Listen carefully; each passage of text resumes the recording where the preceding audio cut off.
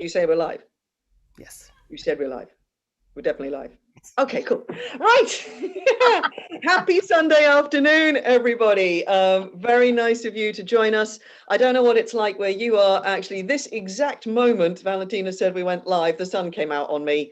So I have a sunny Sunday afternoon, but I'm still spending it indoors doing Q scripted Love's Labour's Lost with the wonderful people you see on our screen. So thank you very much for joining us. If you haven't spent an afternoon with us before, hello, my name is Lizzie. I'm the artistic director for Shakespeare, and we are currently the one UK company that is performing and teaching using Q scripts only, or cued parts to use the historical term. That means that everybody that you can see on the screen in front of me, this is the cast of Love's Labour's Lost. They have only seen their own lines and their own brief cues. They've seen their entrances and their exits. That's starting to sound like something from another play. But they have not rehearsed together. Now, I will qualify that because we have just spent a couple of hours this morning running things like it's a certain amount of prop passing that has to be choreographed in this play, which is something we have to do because we're on Zoom and we've got to make sure everybody's got the right letter and everyone's got the right this and the right that. And we've done some prop passing. We've also done a little bit of singing and we've done a little bit of dancing. For the first time, we've actually got dancing involved. So it's been a fun morning. So hopefully you'll have a fun afternoon with us. But that's all the rehearsing we've done. Nobody's heard each other's lines. Nobody's done the play all the way through. No one's even read the play all the way through. At least if they had, they're cheating. But I trust this one. So I'm going to do a quick introduction to this lovely crew, and then I will dismiss them to our virtual tiring house while I do a little more housekeeping, and then we will get on with our show for today. So, because I always like to have a quick run around the screen and introduce everybody.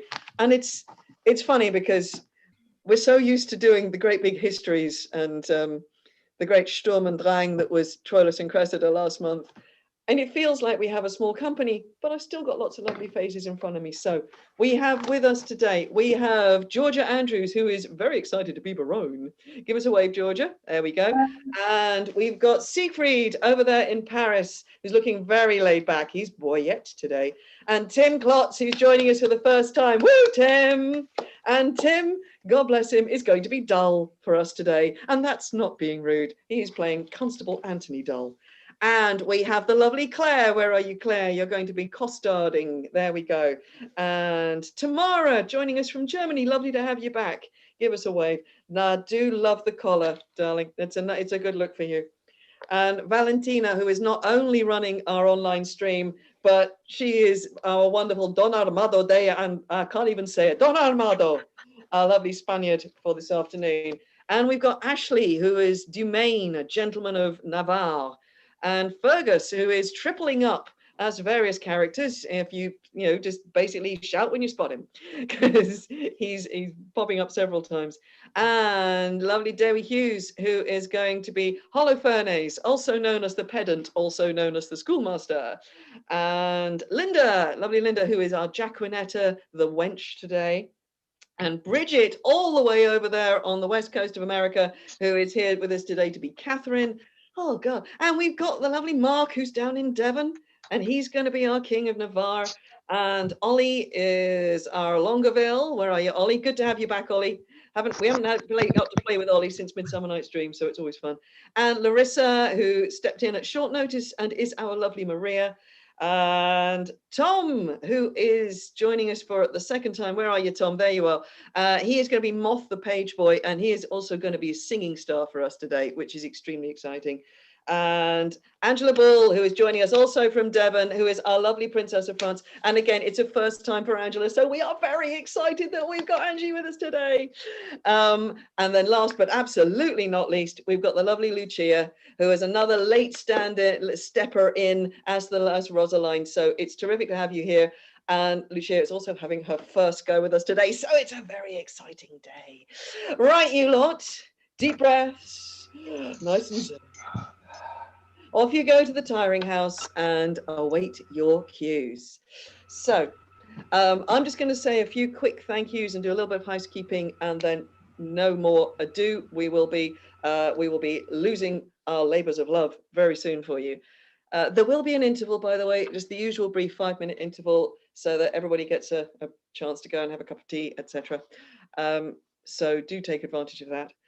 So I just want to thank a few people before we start, because the wonderful Alexandra Katayigida is not performing with us today, but she's been working tirelessly behind the scenes, working on props and choreographing, dancing, and she'll also be running the sound cues for us today. So it's terrific to have her on the team.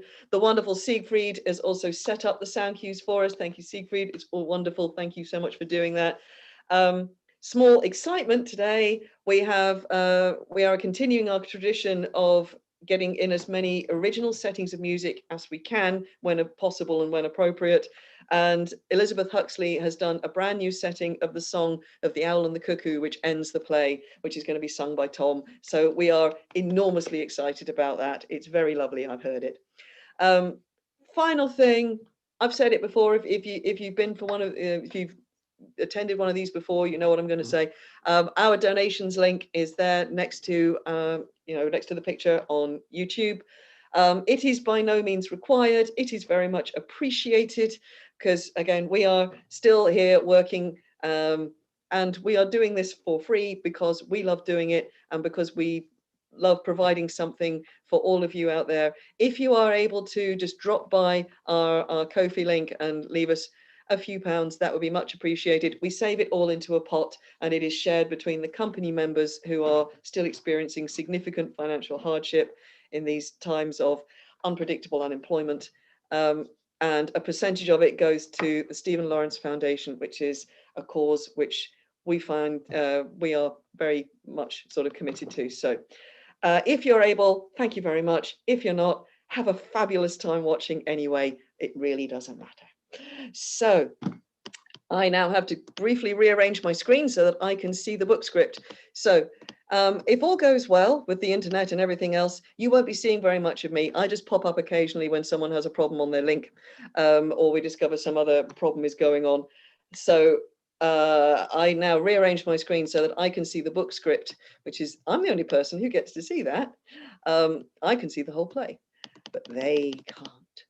So let us go to the peaceful and beautiful, apparently vaguely rural kingdom of Navarre. Now, exactly where Navarre is, we don't know. It's not in France and it's not in Spain, but it's somewhere possibly between the two. Beyond that, we can't go. But in the court of the King of Navarre, King is setting up with his three best friends, Longueville, Dumaine, and Biron.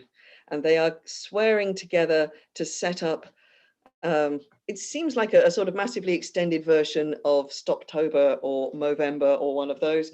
Basically, they are all going to swear to a 3 years contract of very controlled behaviors and studiousness. So basically, let's see how that goes. All right, company. Pop your mics back on if you're in the first scene. I'm just going to say, are you all ready, my gentlemen of Navarre? Give me a quick yes. Yep. Yep. Yes. Okay, this is all good to know. Thank you very much. And as ever, the curtain rises the minute I vanish from the screen. So without further ado, take us all to Navarre. Enjoy.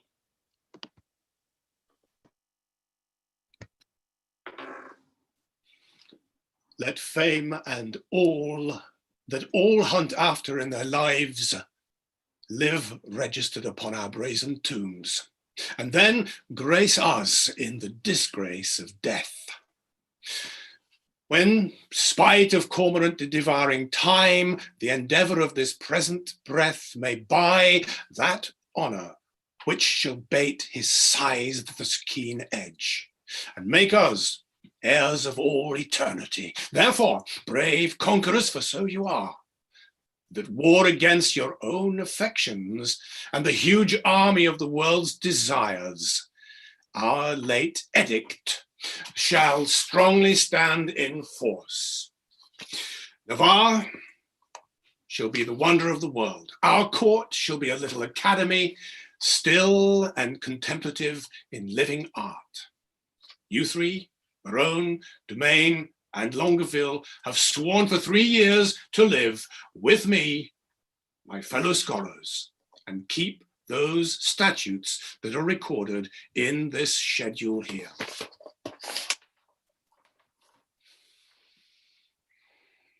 Your oaths are passed, and now subscribe your names, that your own hand may strike his honor down that violates the smallest branch herein. If you are armed to do as sworn to do, subscribe to your deep oaths and keep to it.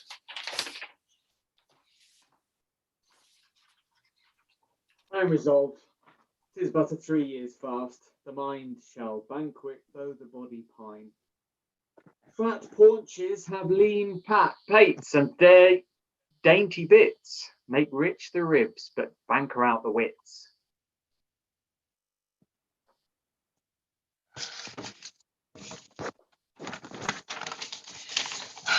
My loving lord, Domain is mortified.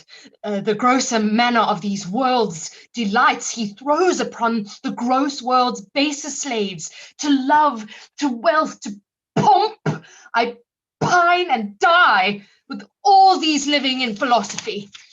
And but say, their protestation over, so much, dear liege, I have already sworn. That is, to live and study here 3 years. But there are other strict observances, as not to see a woman in that term, which I hope well is not enrolled there.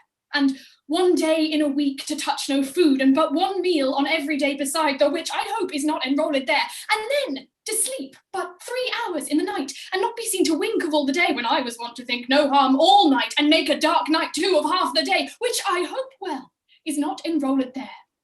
Oh, these are barren tasks. Too hard to keep, not to see ladies, study, fast, not sleep.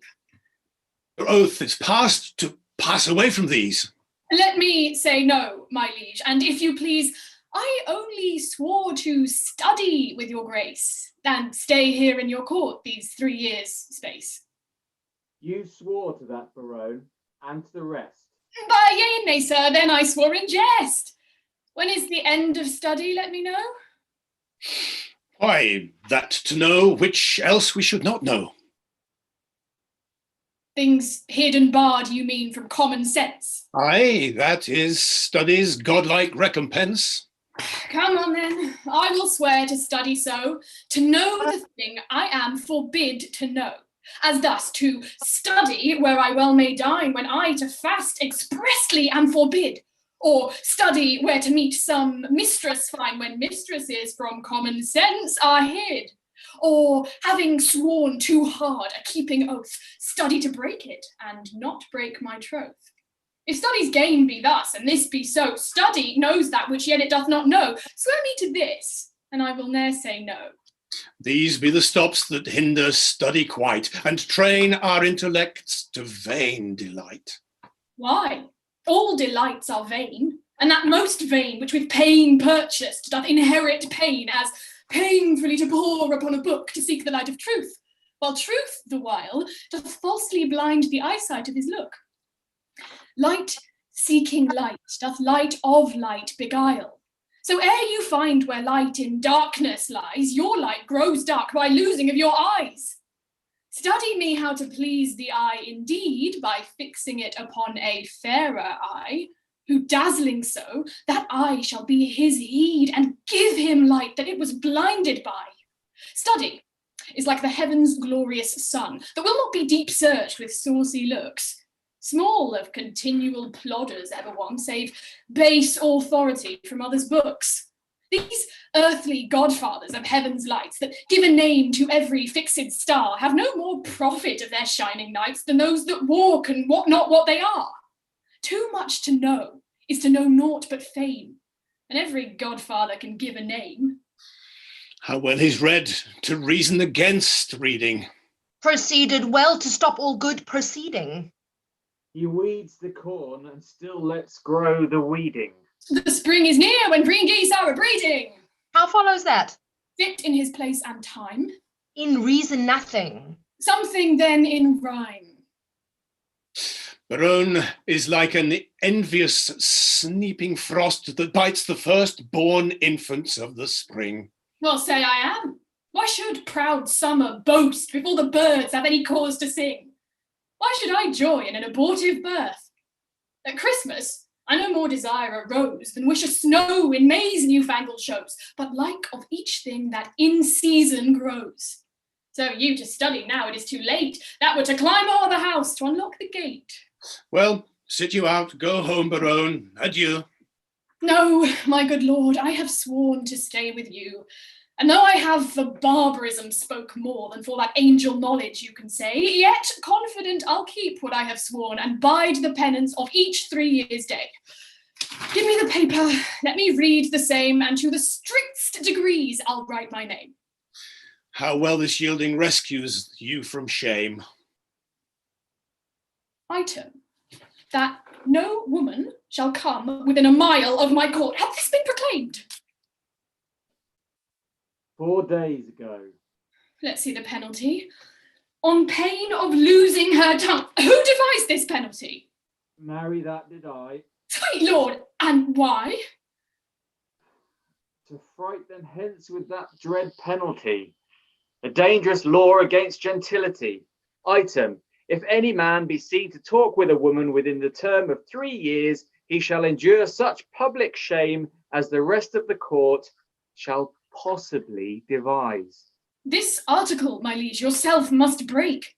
For well you know here comes in embassy the French king's daughter with yourself to speak. A maid of grace and complete majesty about surrender up of Aquitaine to her decrepit, sick and bed-rid father. Therefore this article is come in vain, or vainly comes the admired princess hither. What say you, lords? Why, this was quite forgot. So study evermore is overshot. While it doth study to have what it would, it doth forget to do the thing it should. And when it hath the thing it hunteth most, 'tis one as towns with fire, so won, so lost. We must of force dispense with this decree. She must lie here on mere necessity. Necessity will make us all forsworn 3,000 times within this 3 years' space. For every man with his affects is born, not by might mastered, but by special grace. If I break faith, this word shall break for me. I am forsworn on mere necessity. So to the laws at large I write my name, and he that breaks them in the least degree stands in attainder of eternal shame. Suggestions are to others as to me, but I believe, although I seem so loath, I am the last that will last keep his oath. But is there no quick recreation granted? Aye, that there is. Our court, you know, is haunted with a refined traveller of Spain, a man in all the world's new fashion planted, that hath a mint of phrases in his brain, one who the music of his own vain tongue doth ravish like enchanting harmony, a man of compliments, whom right and wrong have chose as umpire of their mutiny. This child of fancy, that Armado hight, for interim of our studies shall relate in high-born words the worth of many a knight from tawny Spain, lost in the world's debate. How you delight, my lords, I know not I, but I protest I love to hear him lie, and I would use him for my minstrelsy. Armado is a most illustrious wight, a man of fire, new words, fashion's own knight. Costard the swain and he shall be our sport, and so to study 3 years is but short.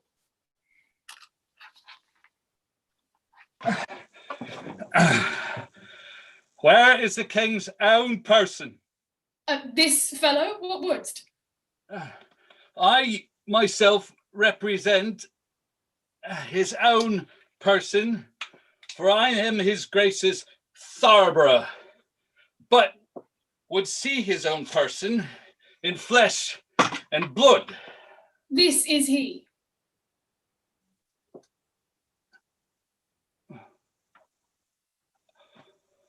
Signor Arm commends himself to you. There's villainy abroad. This letter will tell you more. The contempt thereof are as touching me. A letter from the magnificent Armado. How low soever the matter, I hope in God for high words. I hope for a low heaven, God grant us patience. To hear or forbear hearing? To hear meekly, sir, and to laugh moderately, or to forbear both. Well, sir, be it as the style shall give us cause to climb in the merriness. The matter is to me, sir, as concerning Jack and Etta. The manner of it is, I was taken in the manner. In what manner? In manner and form, sir, following all those three. I was seen with her in the manor house, sitting with her upon the form, and then taken following her into the park, which put together is in manner and form following.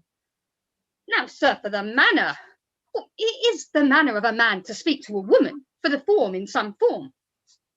For the following, sir. As it shall follow in my correction, and God defend the right. Will you hear this letter with attention? As we would hear an oracle. Such is the simplicity of man to hearken after the flesh. Great deputy, the Welkins vice-gerent and sole dominator of Navarre, my soul's earth's god and body's fostering patron. Not a word accosted yet. So it is. It may be so, but if he says it is so, well, he isn't telling true. But so be to me and every man that dares not fight. No words. Of other men's secrets, I beseech you. So it is besieged with sable-coloured melancholy. I did commend the black oppressing humour to the most wholesome physic of thy health-giving air.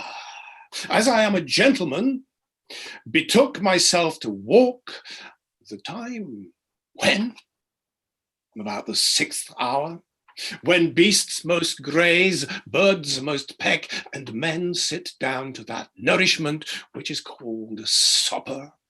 So much for the time when. Now, for the ground which I mean I walked upon, it is eclipsed thy park.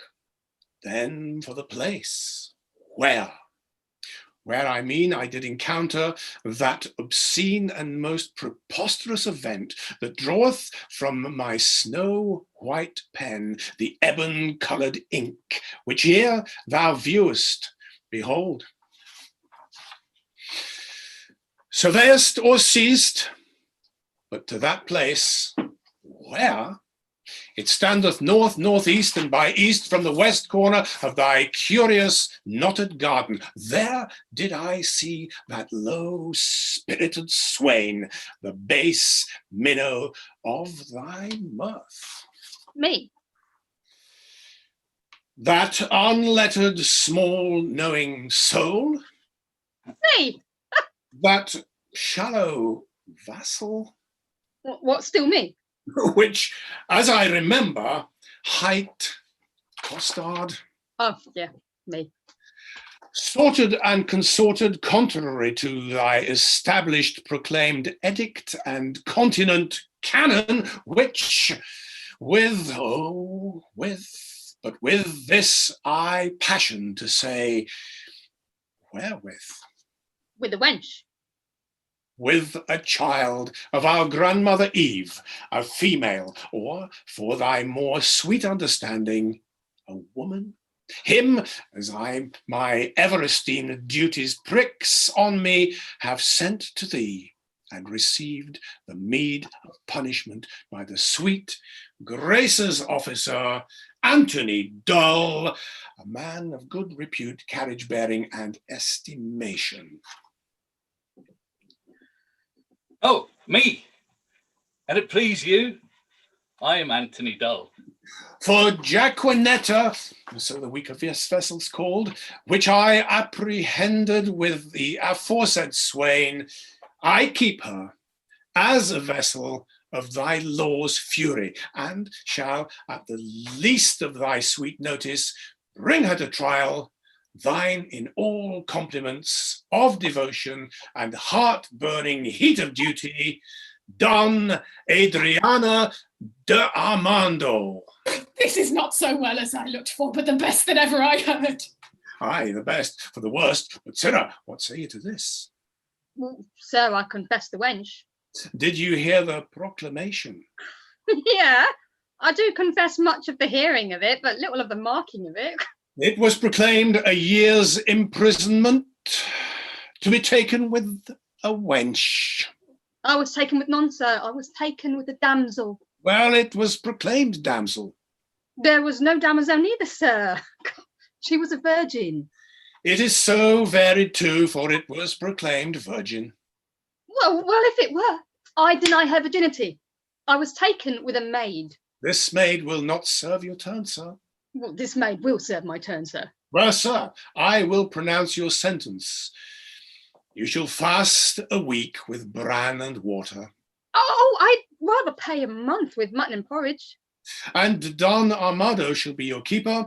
My lord Boraine, see him delivered o'er, and go, we lords, to put practice that which each to other hath so strongly sworn. I'll lay my head to any good man's hat. These oaths and laws will prove an idle scorn. Sirrah, come on. Oh, I suffer for the truth, sir, for true it is. I was taken with Jackanetta, and Jackanetta, well, she is a true girl, and therefore welcome the sour cup of prosperity. Affliction may one day smile again, and until then, sit down sorrow. Boy! What sign is it when a man of great spirit grows melancholy? A great sign, sir, that he will look sad. Why, sadness is one of the self-same thing, dear imp. No. Oh, Lord, sir, no. How canst thou part sadness and melancholy, my tender juvenile? By a familiar demonstration of the working, my tough seigneur. Why, tough seigneur? Why, tough seigneur? Why tender juvenile? Why tender juvenile? I spoke it tender, juvenile, and congruent apatheton, appertaining to thy young days, which we may nominate tender. And I, tough seigneur, as an pertinent title to your old time, which we may name tough. Pretty and apt. I mean, you sir, I pretty. And my saying Thou pretty. apt, or apt, and my saying pretty. Thou pretty because little, Little pretty because little, wherefore apt. and therefore apt because quick. Speak you this in my praise, master. In thine praise. I would praise an eel with the same praise. What? That an eel is ingenious. That an eel is quick. How to say thou art quick in answers, thou heat my blood. I am answered, sir.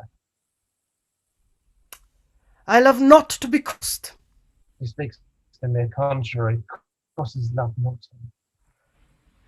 I will hereupon confess I am in love, and as it is base for a soldier to be in love, so I am in love with a base wench. If drawing my sword against the hue of affection would deliver me from the reprobate thought of it, I would take desire prisoner, and ransom him to any French courtier for a new devised courtesy. I think scorn to sigh. Methinks I should outwear Cupid. Comfort me, boy. What great men have been in love? Hercules, master. Oh, most sweet Hercules. More authority, dear boy, more authority, and sweet my child, let there be men of good repute and courage. Samson, master. He was a man of good carriage, great carriage, for he carried the town gates on his back like a porter, and he was in love. Oh, well knit Samson, strong jointed Samson, I do excel thee in my rapier as much as thou didst me in carrying gate. I am in love too. What was Samson's love, my dear moth? A woman, master. Of what complexion? Of all the four, or the three, or the two, or the one, or one of the four. Tell me precisely of what complexion. Of the sea water green, sir. Is it one of four complexions? As I read, sir, and the best of them too. Green indeed is the colour of lovers, but to have a love of that colour, methinks Samson had small reason for it. He surely acted her for her wit. It was so, sir. She had a green wit. How my love is most immaculate, white and red. Most immaculate thoughts, master, are most under such colours. Define, well-educated infant. Oh, my father's wit and my mother's tongue assist me. Sweet invocation of a child, most pretty and pathetical. If she be made of white and red, her faults will ne'er be known. Of blushing cheeks by thoughts are bred, and fears by pale light shown. That if she fear, or be to blame, by this you shall not know. But still her cheeks possess the same, which makes it she doth own. A dangerous rhyme, master, against the reason of white and red. Is there not a ballet boy of the king and the beggar? I will have that subject newly writ o'er, that I may example my digression by some mighty precedent. Boy, I do love that country girl that I took in the park with the rational hind costard. She deserves well. To be whipped, and yet a better love, my master. Oh, sing, boy, my spirit grows heavy in love. And that's a great marvel, loving a language. I say sing. Forbear till this company be past. Sir, the king's pleasure is that you keep Costard safe, and you must let him take no delight, nor no penance, but he must fast 3 days a week. Oh no. For this damsel, I must keep her at the park. She's allowed for the day, woman. Fare you well. I do betray myself with blushing. Oh, maid, Main? I will visit the other lodge. That's hereby. I know where it is situate. Lord, how wise you are. I will tell thee wonders. With what face? I love thee, So I heard you say. and so farewell. Fair weather after you. Come, Jackinetta, away. Villain, thou shalt fast for thy offences, and ere be thou pardoned. Well, sir, I hope when I do it, I shall do it on a full stomach. Thou shalt be heavily punished. I am more bound to you than your fellows, for they are but lightly rewarded. Oh, take away this villain, shut him up. Come, you transgressing slave, away. Let me not be pent up, sir. I will fast being loose. No, sir, that were fast and loose. Thou shalt be prison. Nay, nothing, Master Moss. Well, if ever I do see the merry days of desolation that I have seen, well, some shall see. What shall some see? Nay, nothing, Master Moth, but what they look upon. It is not for prisoners to be silent in their words. Therefore, I will say nothing. Oh, I thank God I have as little patience as another man. Therefore, I can be quiet. Oh, I do affect the very ground which is base, where her shoe, which is baser, guided by her foot, which is basest, doth tread. I shall be forsworn, which is a great argument of falsehood, if I love. And how can that be true love which is falsely attempt? Love is a familiar, love is a devil. There is no evil angel but love. Yet Samson was so tempted, and he had an excellent strength. Yet was Solomon so seduced, and he had a very good wit. Cupid's butt shaft is too hard for Hercules' club, and therefore too much odds for a Spaniard's rapier. The first and second cause will not serve my turn. The passado he respects not, the duello he regard not. His disgrace is to be called boy, but his glory is to subdue men. Adieu, valour, rust, rapier, be still, dram, for your manager is in love. Yea, he loveth. Assist me some extemporal god of rhyme, for I am sure I shall turn sonnet, devise wit, write pen, for I am whole volumes in folio.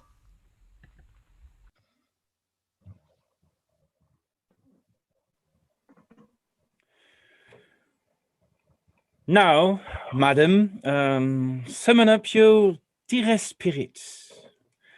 Consider who the king your fathers send, to whom he sends, and what his embassy. Yourself, held precious in the world's esteem, to parley with the sole inheritor of all perfections that a man may owe, matchless Navarre, the plea of no less weight than Aquitaine, a dowry for a queen.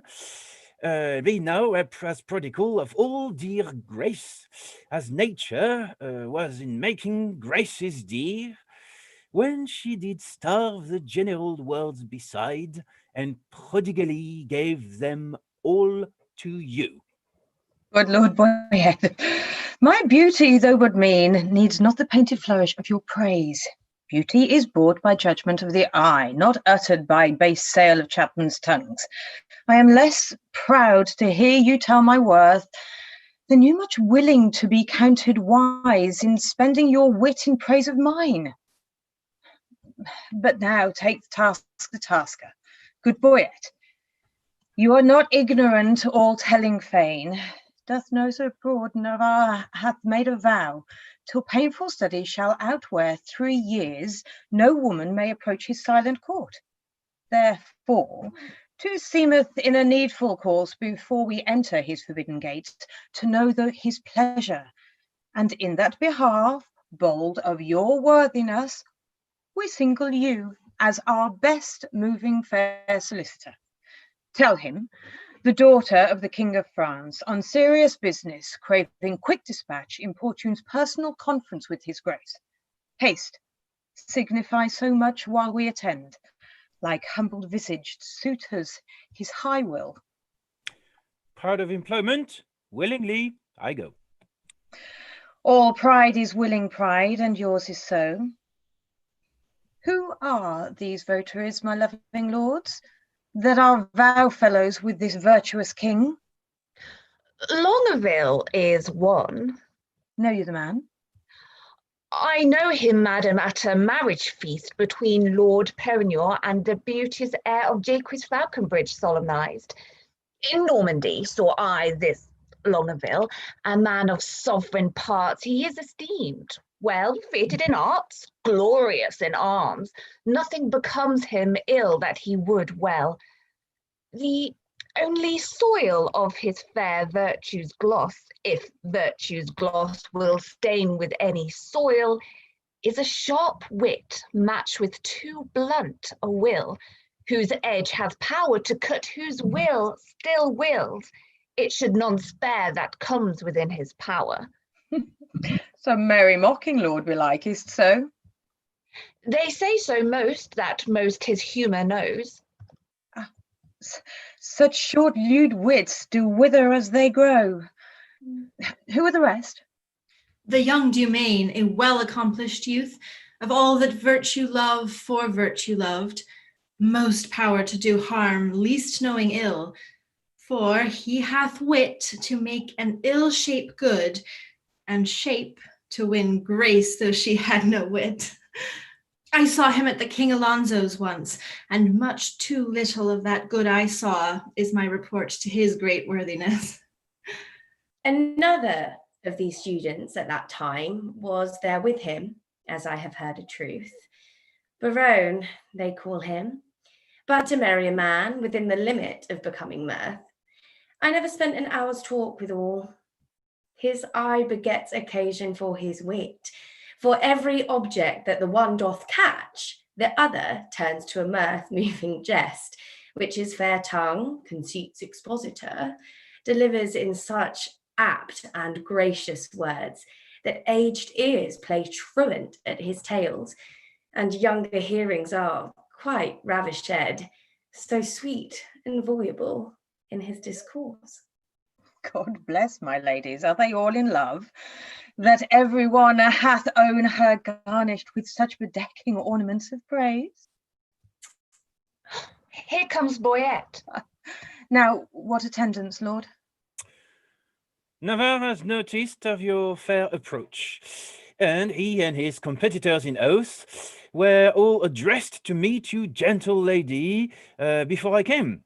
Marie, thus much I have learnt. He rather means to lodge you in the field, like one that comes here to besiege his court. Then seek a dispensation for his oath to let you enter his unpeopled house. Here comes Navarre. Fair princess, welcome to the court of Navarre. Fair I give you back again, and welcome I have not yet. The roof of this court is too high to be yours, and welcome to the wide field too base to be mine. You shall be welcome, madam, to my court. I will be welcome then. Conduct me thither. Here, my lady, my dear lady, I have sworn an oath. Our Lady help my lord, he'll be forsworn. Not for the world, fair madam, by my will. Why, will shall break it will, and nothing else? Your ladyship is ignorant of what it is. Where my lord so his ignorant were wise, where now his knowledge must prove ignorance. I hear your grace hath sworn out housekeeping. 'Tis deadly sin to keep this oath, my lord, and sin to break it. But pardon me, I am too sudden and bold. To teach a teacher ill beseemeth me. Vouchsafe, read this for purpose of my coming, and that suddenly resolve in my suit.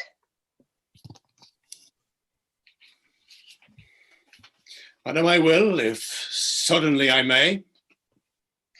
You will the sooner that I were away, for you'll prove purged if you make me stay. Dance with you in Brabant once. Did not I dance with you in Brabant once? I know you did. Well, how needless was it then to ask the question? You must not be so quick. 'Tis long of you to spare me with such questions. Your wit's too hot, it speeds too fast, 'twill tire. Not till it leave the rider in the mire. What time of day? The hour that only fools should ask. Now fair, befall your mask. Fair fall the face it covers. Send you many lovers. Amen. So you be none. Nay, then will I be gone. Madam, your father here doth intimate the payment of 100,000 crowns, being but the one half of an entire sum disbursed by my father in his wars. But say that he or we, as neither have received that sum, yet there remains unpaid 100,000 more, in surety of the which one part of Aquitaine is bound to us, although not valued to the money's worth. If then the king your father will restore but that one half which is unsatisfied, we will give up our right in Aquitaine and hold fair friendship with his majesty. But that it seems he little purposeth, for here he doth demand to have a repay, 100,000 crowns and not demands one payment of 100,000 crowns to have his title live in Aquitaine, which we must rather had depart withal, and have the money by our father lent, then Aquitaine, so gelded as it is, dear princess, were not his requests so far from reasoning, yielding, your fair self should make a yielding gainst some reason in my breast, and go, well satisfied, to France again. You do the king my father too much wrong, and wrong the reputation of your name, and so unseeming to confess receipt of that which hath faithfully been paid. I did protest. I never heard of it. And if you prove it, I'll repay it back. Or yield up Aquitaine. We arrest your word. Boyette, you can produce acquittances of such a sum from special offices of Charles, his father. Satisfy me so. So, please, your grace, the packet is not come. Where that and other specialties are bound, tomorrow you shall have a sight of them. It shall suffice me at which interview all liberal reason would I yield unto. Meantime, receive such welcome at my hand, as honour without breach of honour may make tender of to thy true worthiness. You may not come, fair princess, in my gate, but here without you shall be so received as you shall deem yourself lodged in my heart. Though so denied farther access, farther harbour in my house, your own good thoughts, excuse me, and farewell. Tomorrow we shall visit you again. Sweet health and fair desires consort your grace. Thy own wish I thee in every place. Lady, I will commend you to mine own heart. Pray you do my commendations. I would be glad to see it. I would you heard it groan. Is the soul sick? Sick at the heart. Alack, let it blood. Would that do it good? My physic says aye. Will you prick it with your eye? No point, with my knife. Now, God save thy life. And yours from long living. I cannot stay Thanksgiving.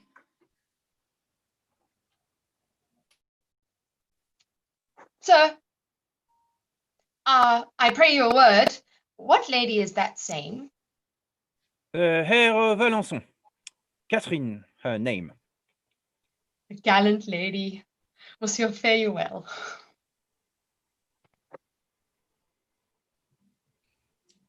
I beseech you a word. What is she in the white? A woman, sometimes, if you saw her in the light. Perchance light in the light. I desire her name. She hath but one for herself, to desire that were a shame. Pray you, sir, whose daughter? Her mother's, I've heard. God's blessing your beard. Good sir, be not offended. She is an heir of Falconbridge. Nay, my choler is ended. She is a most sweet lady. Not unlike, sir. That may be. What's her name in the cap? Rosaline, by good hap. Is she wedded or no? To her will, sir. Also. You're welcome, sir, and you. Farewell to me, sir, and welcome to you. That last is Barone, the merry madcap lord. Not a word with him, but a jest. And every jest but a word. It was well done of you to take him at his word. I was willing to grapple, and I went to board. 2 hot sheeps marry, and wherefore not ships? No sheep, sweet lamb, unless we feed on your lips. You sheep, and I pasture. Shall that finish the jest? So you grant pasture for me. Not so, gentle beast. My lips are no common, though several they be. Belonging to whom? my fortunes and me. Good wits will be jangled, but gentles agree this civil war of wits much better used on Navarre and his bookmen, for here 'tis abused. If my observation, which by very seldom lies by the heart, still rhetoric disclosed with eyes, deceive me not now, Navarre is infected. With what? With that which we lovers entitle affected. Your reason? With all his behaviour do make there retire, to the court of his eye peeping thorough desire. His heart like an agate with your print impressed, proud with this form, in his eye pride expressed. His tongue all impatient to speak and not see, distumble with haste in his eyesight to be. All senses to that sense did make their repair, to feel only looking on fairest of fair. Methoughts all senses were locked in his eye, as jewel of in crystal for some prince to buy, whose tendering their own worth from whence they were glassed, did point out to buy them along as you passed. His face's own margent did coat such amazes, that all eyes saw his eyes enchanted with gazes.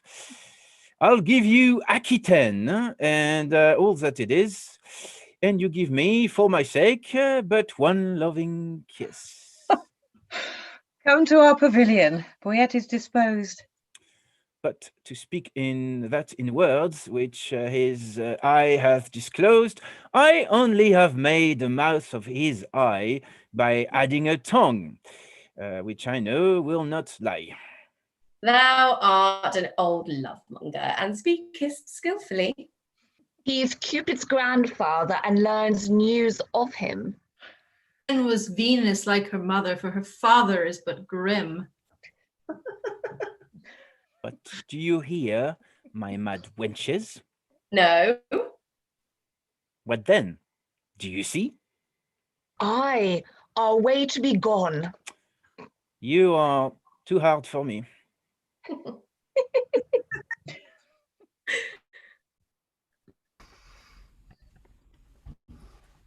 Warble, child, make passionate my sense of hearing.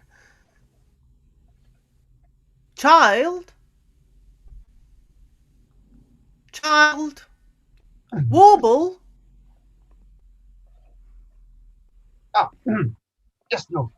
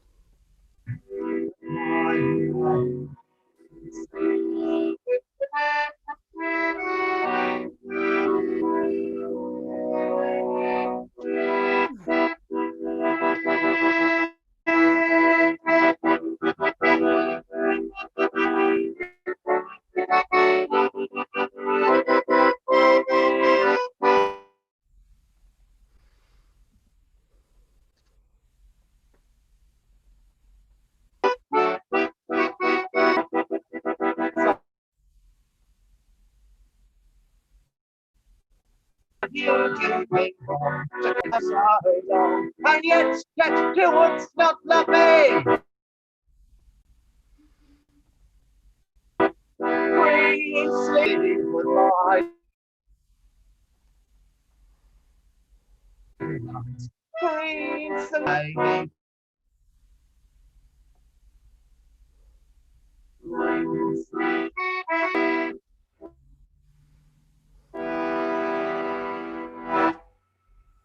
Ah, sweet air! Go, tenderness of years, take this key, give enlargement to this way, bring him instantly hither. I must implore him with a letter to my love.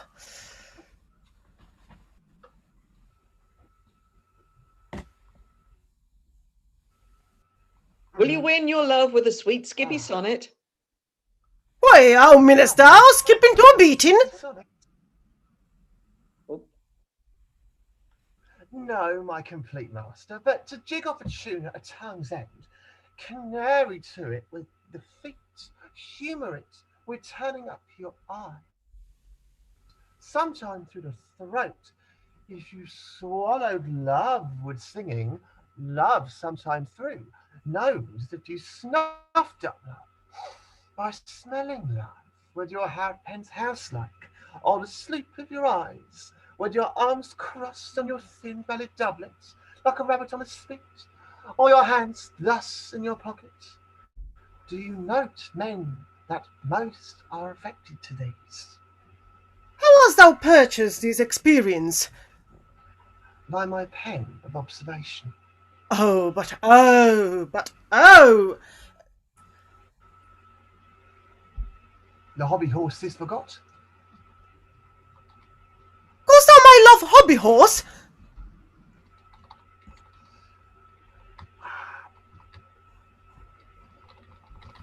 No, master, the hobby horse is but a colt, and your love, perhaps, a hackney. But have you forgot our love? Your love? Almost I had. Negligent students, learn her by heart. By heart and in heart, boy. And out of heart, master. All those three I will prove. What wilt thou prove?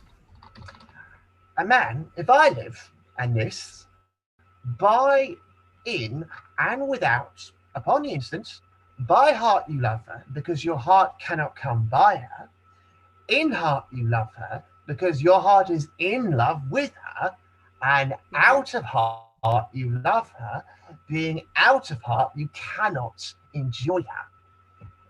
I am all these three. And 3 times as much as more, and yet nothing at all. Fetch hither the swain, he must carry me a letter. A message well sympathized, a horse to be an ambassador for an ass. What sayest thou? Marry, sir, you must send the ass upon the horse, for he is very The slow way? gated. The way's but short, away! As swift as lead, sir. I am most acute juvenile, voluble and free of grace. By thy favours, wit welkin, I must sigh in thy face. Most rude melancholy, valour gives thee place. My herald is returned. I wonder, master, here's a clown, broken in a ship. Some enigma, some riddle, come, thy envoy No, Egmer, no riddle, no lenvoy, no salve in thee, mail sir, or sir, bandage, a plain plaster, no lenvoy, no salve, sir, but a bandage. By virtue thy enforces laughter, thy silly thought, my spleen, the heaven of my lungs, provokes me to ridiculous smiling. Oh, pardon me, my stars! Nothing inconsiderate to take salve for lenvoy, and the lenvoy for a salve. Does the wise think than the other? Is not l'envoy a salve? No, page! It is an epilogue, or discourse to make plain, some obscure precedence that hath tofore been fain. But tell me, how was there a constant broken in a shin? I will tell you, sensibly. Oh, thou hast no feeling of it, Moth. I will speak that lenvoy. I costed, running out that was safely within, I fell over the threshold and broke my shin. Well, we will talk no more of this matter. Till there be more matter in the shin. Yes, Sir Constad, I will enfranchise thee. Well, marry me to one Francis. I smell some lenboy, some goose in this. By my sweet soul, I mean setting thee at liberty, and freedoming thy person. Thou wert immured, restrained, captivated, bound. True, and now you will be my purgation and let me loose. I give thee thy liberty, set thee from durance, and in lieu thereof impose on thee nothing but this. Bear these significant to the country maid Jaquenetta. There is remuneration, for the best ward of mine honours is rewarding my dependents. Moth, follow. Like the sequel I, Senor Costard, adieu. My sweet handsome man's flesh. Oh, my generous Johnson. Now will I look to his remuneration. Remuneration, oh, that's the Latin word for 3 farthings. 3 farthings remuneration. What is the price of this, uncle? I'll give you a remuneration. Why? Well, it carries it. Remuneration. Why? Well, it is a fairer name than gold galleon. I will never buy and sell out of this word. Oh, my good knave Costard, exceedingly well met. Pray you, sir, how much carnation ribbon may a man buy for a remuneration? What is a remuneration? Marry, sir, a halfpenny farthing. Oh, why then 3 farthings worth of silk. Oh, well, thank you, worship. God be with you.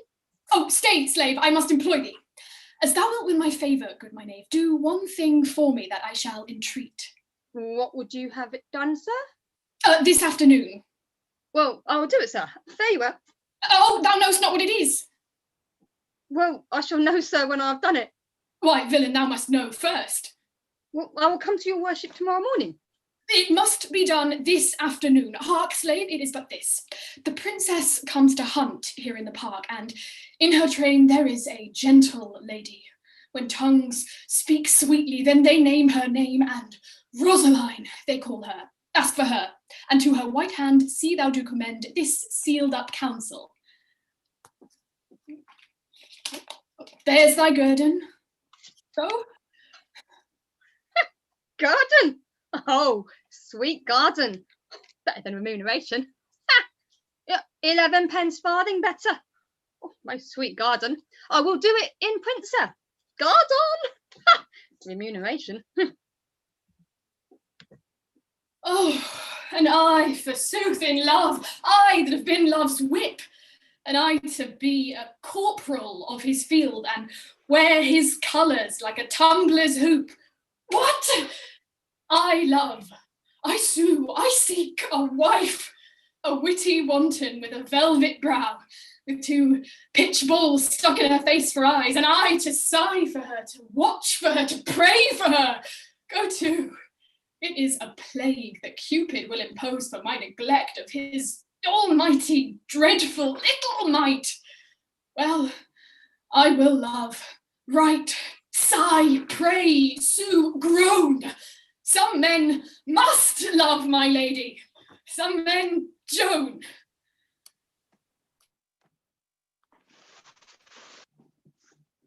Was that the king that spurred his horse so hard against the steep uprising of the hill?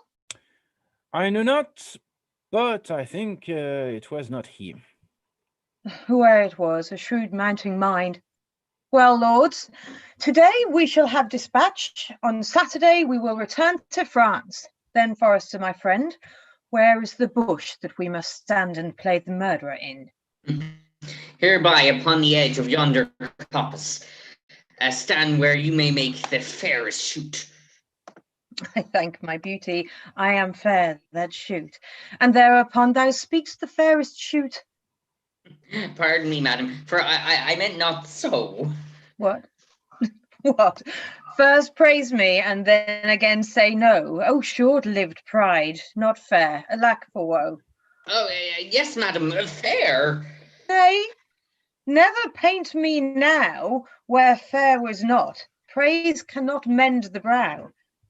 Here, Good, my glass. Take this for telling true. Fair payment for foul words is more than due. Nothing but fair is that which you inherit. See, my beauty will be saved by merit.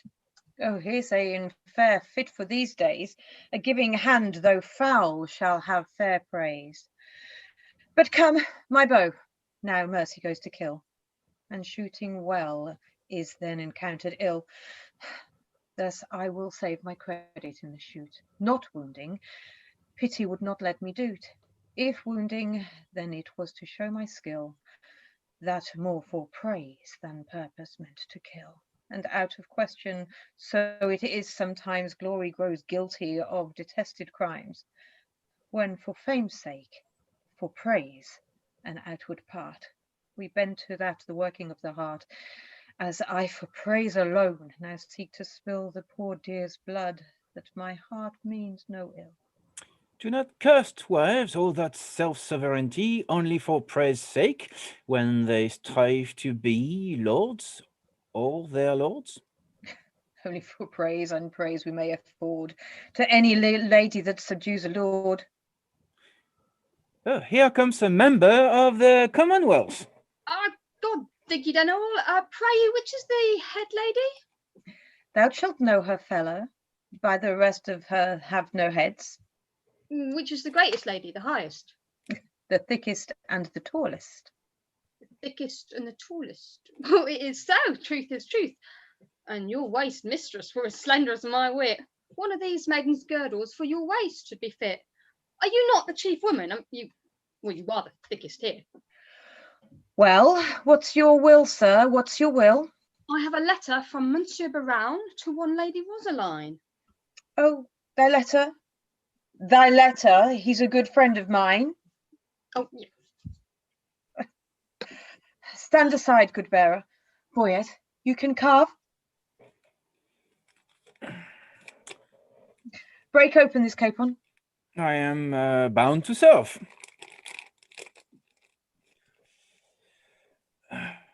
This letter is mistook. It importeth none here. It is writ to Jaconetta. We will read it, I swear. Break the neck of the wax, and everyone give ear. By heaven, that thou art fair is most infallible. True that thou art beauteous, truth itself that thou art lovely. More fairer than fair, beautiful than beauteous, truer than truth itself. Have commiseration on thy heroical vassal, the magnanimous and most illustrate King Cophetua, set eye upon the pernicious and indubitate beggar Xenophon. And he it was that might rightly say, Veni, Vidi, Vici, which to anathanize in the vulgar, O base and obscure vulgar, Vidi lecet, he came, see and overcame. He came one. See, two, overcame three. Who came? The king. Where did he come? To see. Where did he see? To overcome. To whom came he? To the beggar. What he saw? The beggar. Who overcame he?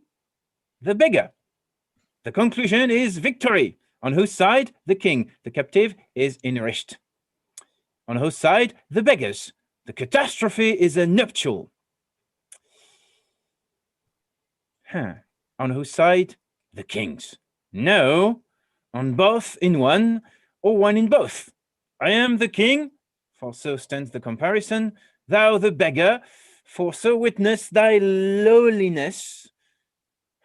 Shall I command thy love? I may. Shall I enforce thy love? I could. Shall I entreat thy love? I will. What shalt thou exchange for rages, robes, for tiles, titles, for thyself, me, thus expecting Thou reply, I profane my lips on thy foot, my eyes on thy picture, and my heart on thy every part. Thine is the dearest design of industry, Don Adriana de Armato. Thus dost thou hear the Nemean lion, oh, against thee, thou lamb, that standest at his prey, submissive, full his princely feet before, and he from forage will incline to play. But if thou strive, poor soul, what art thou then? Food for his rage, repasture for his den. What plume of feathers is he that indited this letter? What vein, what weathercock? Did you ever hear better? I am much deceived, but I remember the style.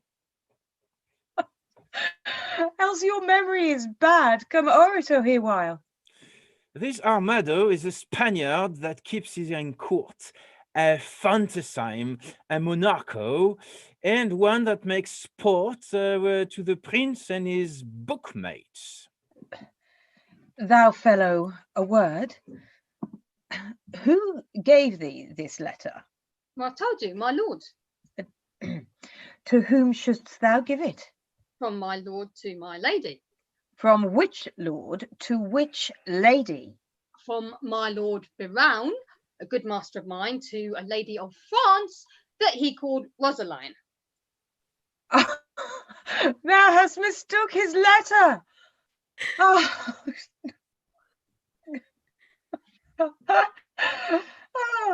Hey, sweet, put this up. 'Twill be thine again one day.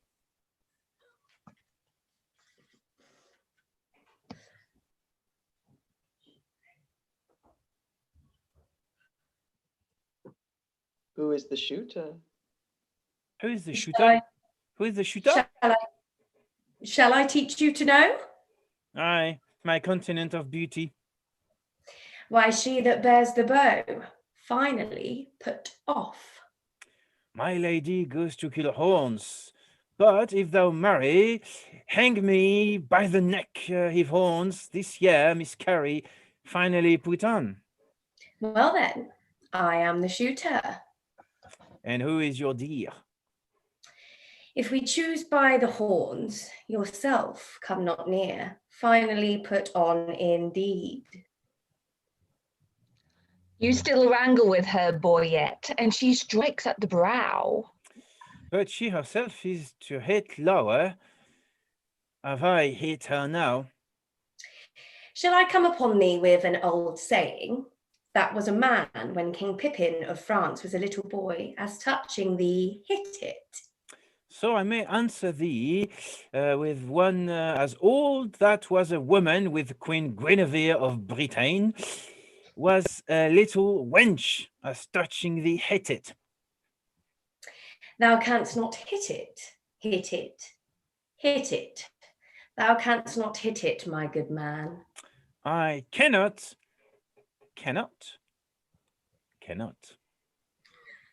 And I cannot, another can.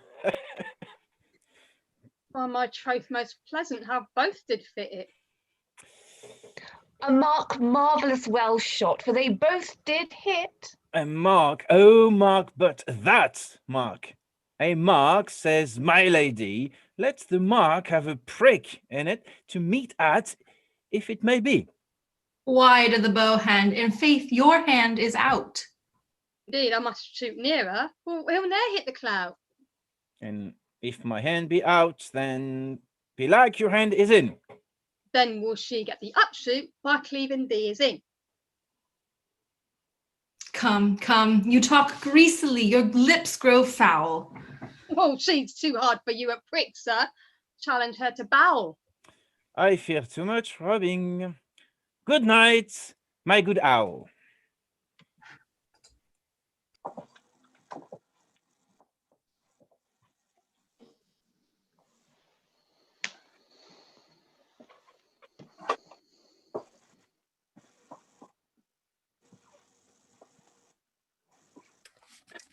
Very, very reverend sport, truly, and done in the testimony of a good conscience. The deer was, as you know, sanguis in blood, ripe as a palm water, who now hangeth like a jewel in the ear of Sello, the sky, the welkin, the heaven, and anon falleth like a crab on the face of Terra, the land, the earth. Truly, Master Holofernes, the epithyses are sweetly varied, like a scholar at the least. But, sir, I assure ye, it was a buck of the first head. Sir Nathaniel, Hode Credo. 'Twas not a hode credo, 'twas a pricket. Most barbarous intimation, yet a kind of insinuation, as it were, via in way of explication, facere, as it were, replication, or rather ostentare, to show, as it were, his inclination after his undressed, unpolished, uneducated, unpruned, untrained, or rather unlettered, or rather rest, unconfirmed fashion, to insert again my Hode Credo for a deer. I said the deer was not a hode credo, 'twas a pricket. Twice sod simplicity. Bis coctis. O thou monster ignorance, how deformed dost thou look! Sir, he hath never fed of the dainties that are bred in a book. He hath not eat paper, as it were. He hath not drunk ink. His intellect is not replenished. He is only an animal, only sensible in the duller parts, and such barren plants are set before us that we thankful should be, which we taste and feeling are for those parts that do fructify in us more than he. For as it would ill become me to be vain, indiscreet, or a fool, so were there a patch set on learning to see him to school. But omne bene, say I. Being of an old father's mind, many can brook the weather that love not the wind. You two are bookmen. Can you tell by your wit what was a month old at Cain's birth? It's not 5 weeks old yet. Dictissima, Goodman Dull. Dictissima, Goodman Dull. What's a dicma? A title to Phoebe, to Luna, to the moon. The moon was a month old when Adam was no more, and wrought not to 5 weeks when he came to 5 score. The illusion holds in the exchange. It is true, the collusion holds in the exchange. God comfort thy capacity. I say the illusion holds in the exchange. And I say the pollution holds in the exchange. For the moon is never but a month old.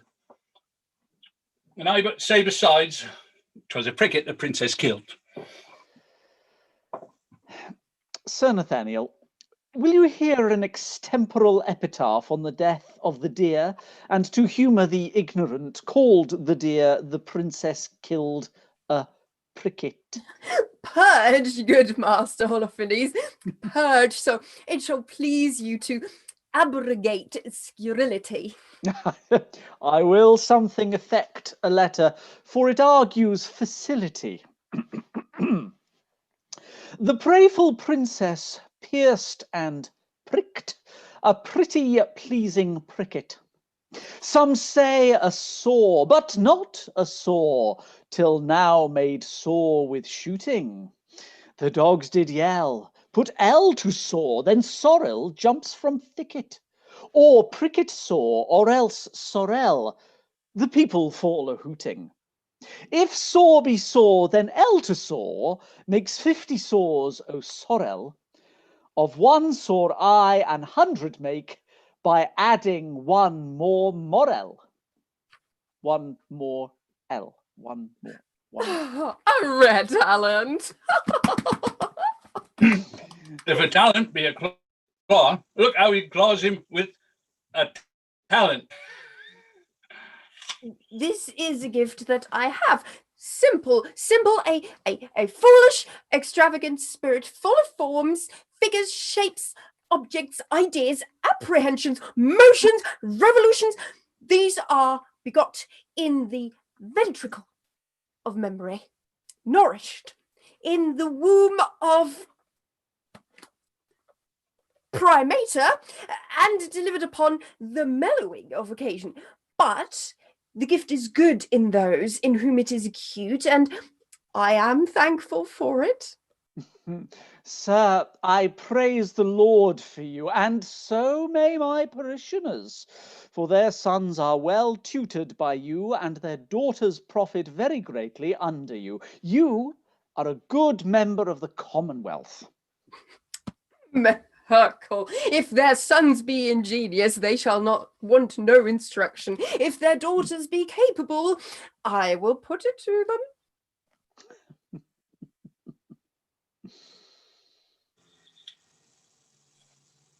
But vis sapis qui pauca loquitur, a soul feminine saluteth us.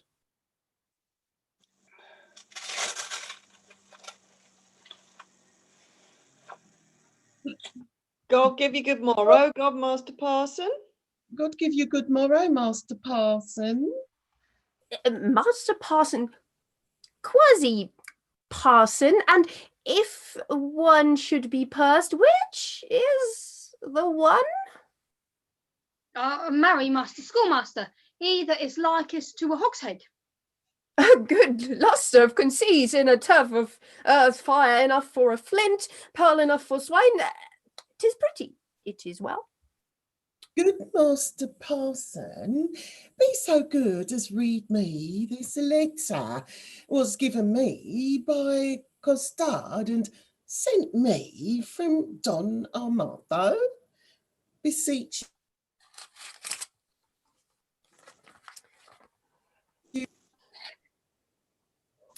Facile precor gelida, quando peccath omnia sub umbra ruminat, and so forth. Ah, good old Mantuan, I may speak of thee as the traveller doth of Venice. Vemci vencha che non te unde, che non te perece. Old Mantuan, who understandeth thee not? Ut resol la mifa. And pardon, sir, what are the contents? Or rather, as Horace says in his, what my soul verses? Aye, sir, and very learned.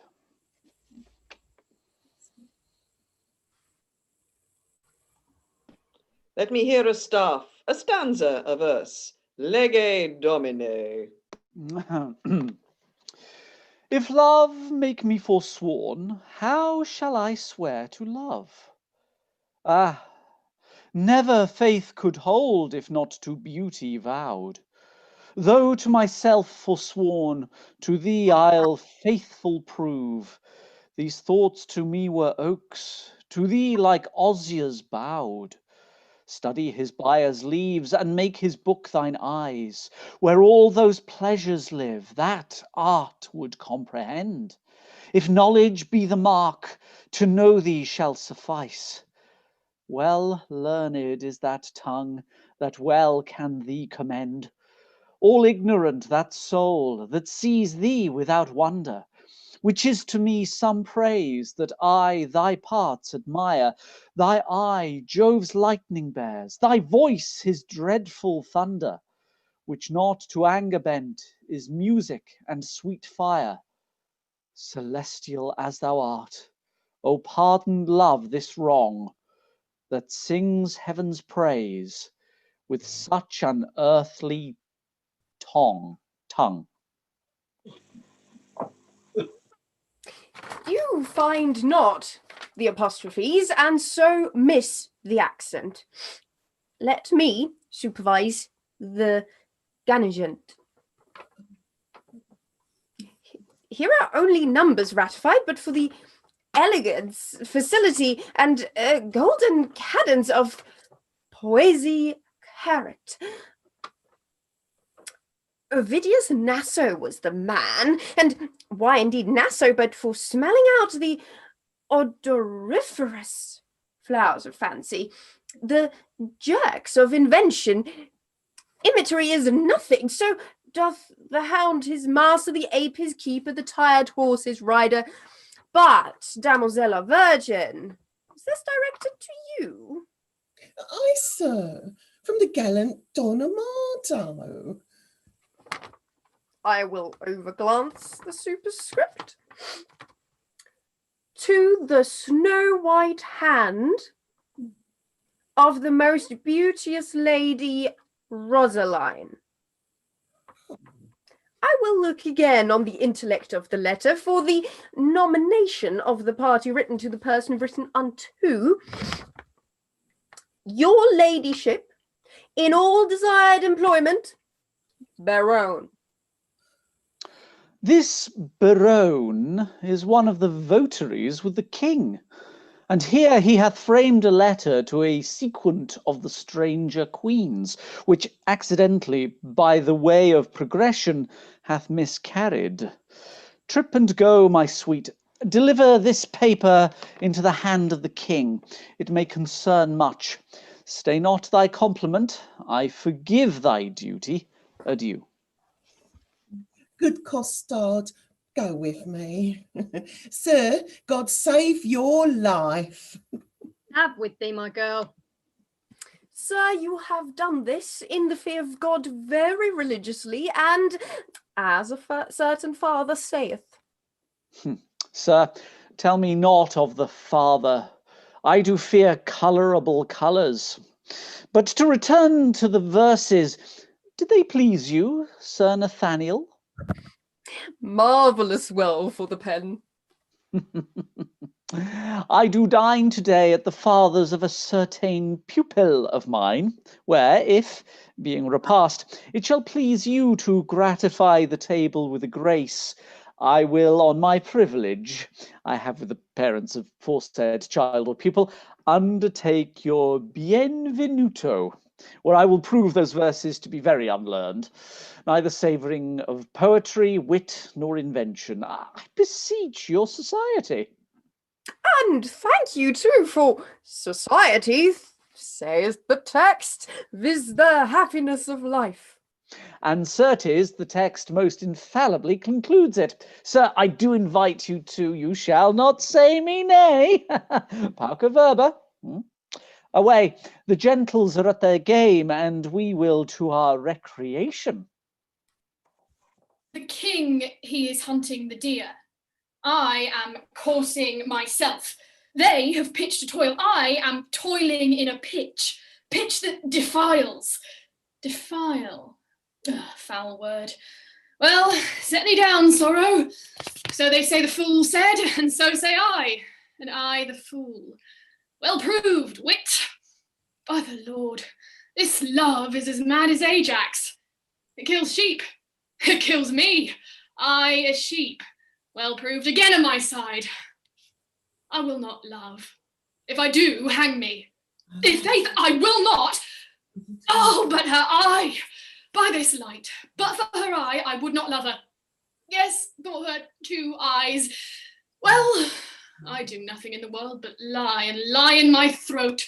By heaven, I do love, and it hath taught me to rhyme and to be melancholy.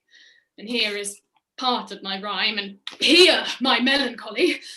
Well, she hath one of my sonnets already. The costard bore it, the fool sent it, and the lady hath it. Sweet costard, sweeter fool, sweetest lady. By the world, I would not care a pin if the other three were in. Here comes one with a paper. God give him grace to groan. I may.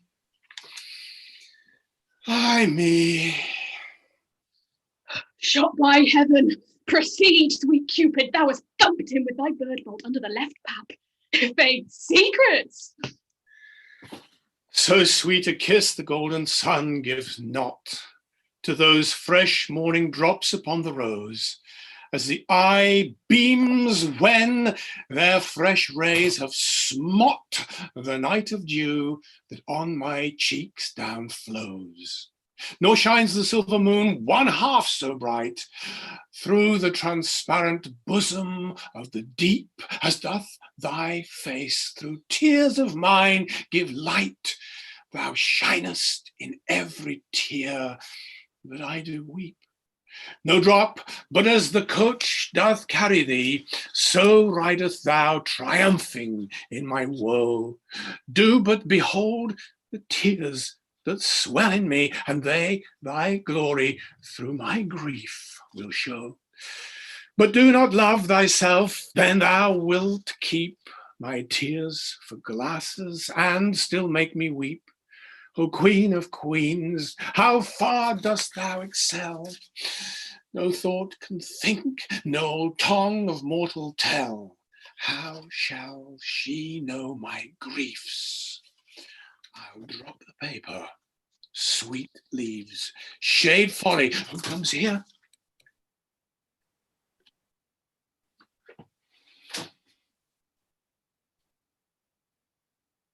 What Longueville and reading? Listen, ear. Now in thy likeness one more fool appear. Ay me, I am forsworn. Why, he comes in like a perjure, wearing papers. In love, I hope, sweet fellowship in shame. One drunkard loves another of that name. Am I the first to have been perjured so? I could put thee in comfort, not by two that I know. Thou makest the triumphery, the corner cap of society, the shape of love's Tyburn that hangs up simplicity. I fear these stubborn lines lack power to move.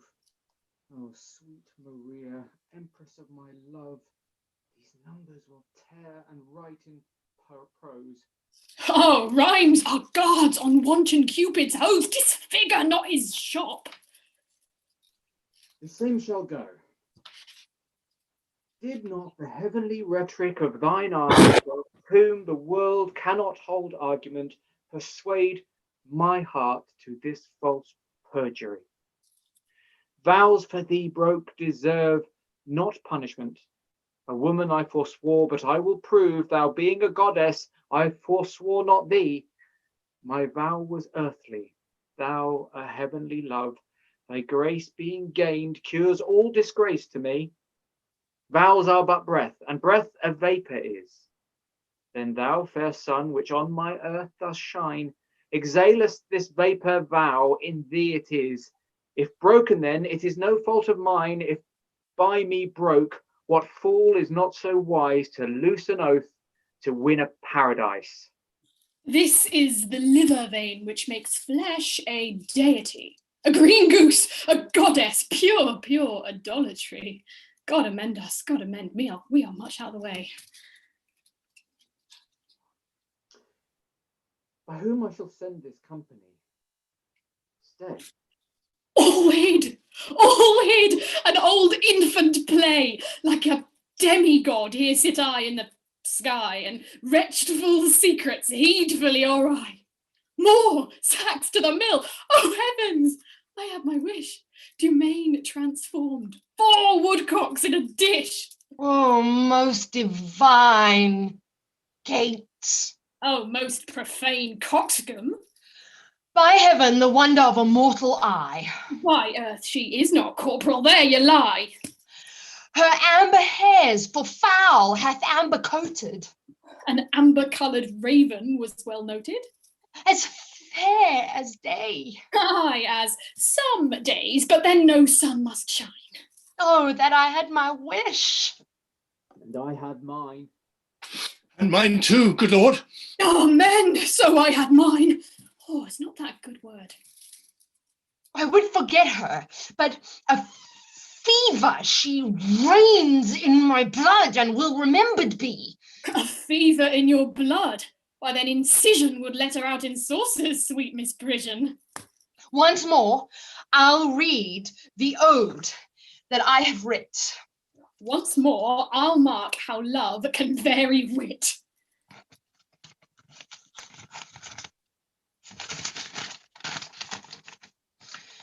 On a day, alack the day, love whose month is every May, spied a blossom passing fair, playing in the wanton air.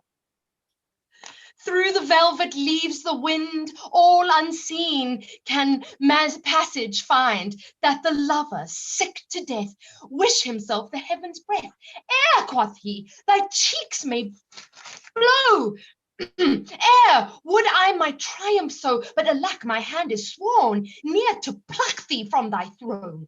Vow alack for youth unmeet, youth so apt to pluck a sweet. Do not call it sin in me that I'm forsworn for thee. Thou for whom Jove would swear Juno but a tender date were, and deny himself for Jove, turning mortal for thy love. This will I send, and something else more plain, that shall express my true love's fasting pain. Oh, would the king, Barone, and Longaville were lovers too, ill to example ill, would from my forehead wipe a perjured note, for none offend, were all alike to dotes. Domain, thy love is far from charity, that in love's grief desireth society. You may look pale, but I should blush, I know, to be o'erheard and taken napping so. Come, sir, you blush at his, your case is such. You chide him, offending twice as much. You do not love Maria Longaville, you did never sonnet for her sake compile, nor never lay his wreathed arms athwart his loving bosom to keep down his heart. I have been closely shrouded in this bush, and marked you both, and for you both did blush. I heard your guilty rhymes, observed your fashion, saw highest wreak from you, noted well your passion. Ay me, says one, oh Jove, the other cries, on her hairs were gold. Crystal the other's eyes, you would for paradise break faith and troth, and Jove for your love would infringe an oath. What will Barone say when that he hath shall hear faith infringed, which such zeal doth swear? How will he scorn? How will he spend his wit? How will he triumph, leap and laugh at it?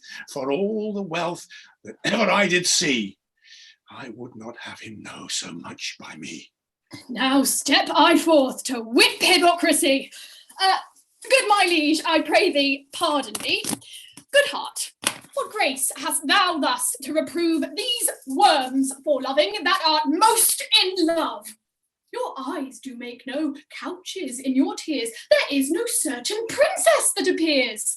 You'll not be perjured, 'tis a hateful thing. Tush, none but minstrels like of sonneting. But are you not ashamed? Nay, are you not, all three of you, to be thus much o'ershot? You found his moth, the king your moth did see, but I a beam do find in each of three. Oh, what a scene of foolery have I seen, of sighs, of groans, of sorrow, and of teen. Oh me, with what strict patience have I sat to see a king transformed to a gnat, to see great Hercules whipping a gig, and profound Solomon tuning a lig, and Nestor play at pushpin with the boys, and critic Timon laugh at idle toys. where lies thy grief? Oh, tell me, good Domain, and gentle Longaville, where lies thy pain? And where my liege is? All about the breast. A candle, whore? Too bitter is thy jest. Are we betrayed thus to thine overviews? Not you by me, but I betrayed to you. I that am honest, I that hold it sin to break the vow I am engaged in. I am betrayed by keeping company with men like you, men of inconstancy. When shall you see me write a thing in rhyme, or groan for Joan, or spend a minute's time in pruning me? When shall you see that I will praise a hand, a foot, a face, an eye, a gait, a state, a brow, a breast, a waist, a leg, a line? Soft, whither away so fast? A true man or a thief that gallops so? I post from love, good lover, let me go.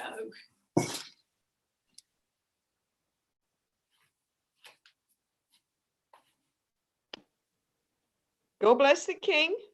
God bless the king. What present hast thou there? Some certain treason. What makes treason here? Nay, he makes nothing, sir. If it mar nothing, neither the treason and you go in peace away together.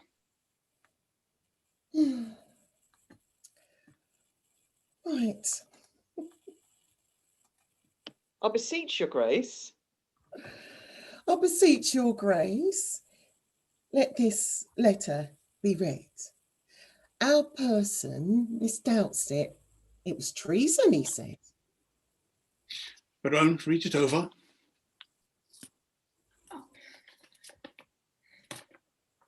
Where hast thou it? I've done Adromadio, done Adromadio.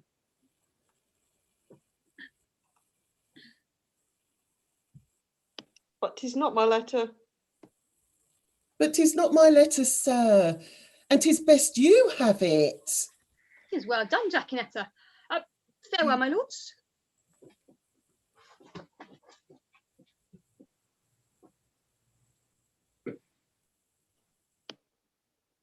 I'd tear that letter up if I were you, Barone.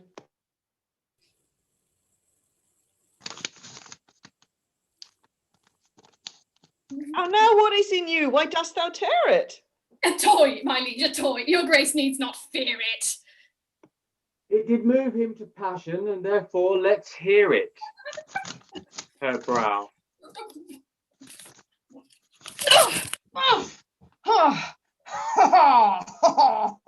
It is Barone's writing, and here is his name. Oh, you horse and loggerhead, you were born to do me shame.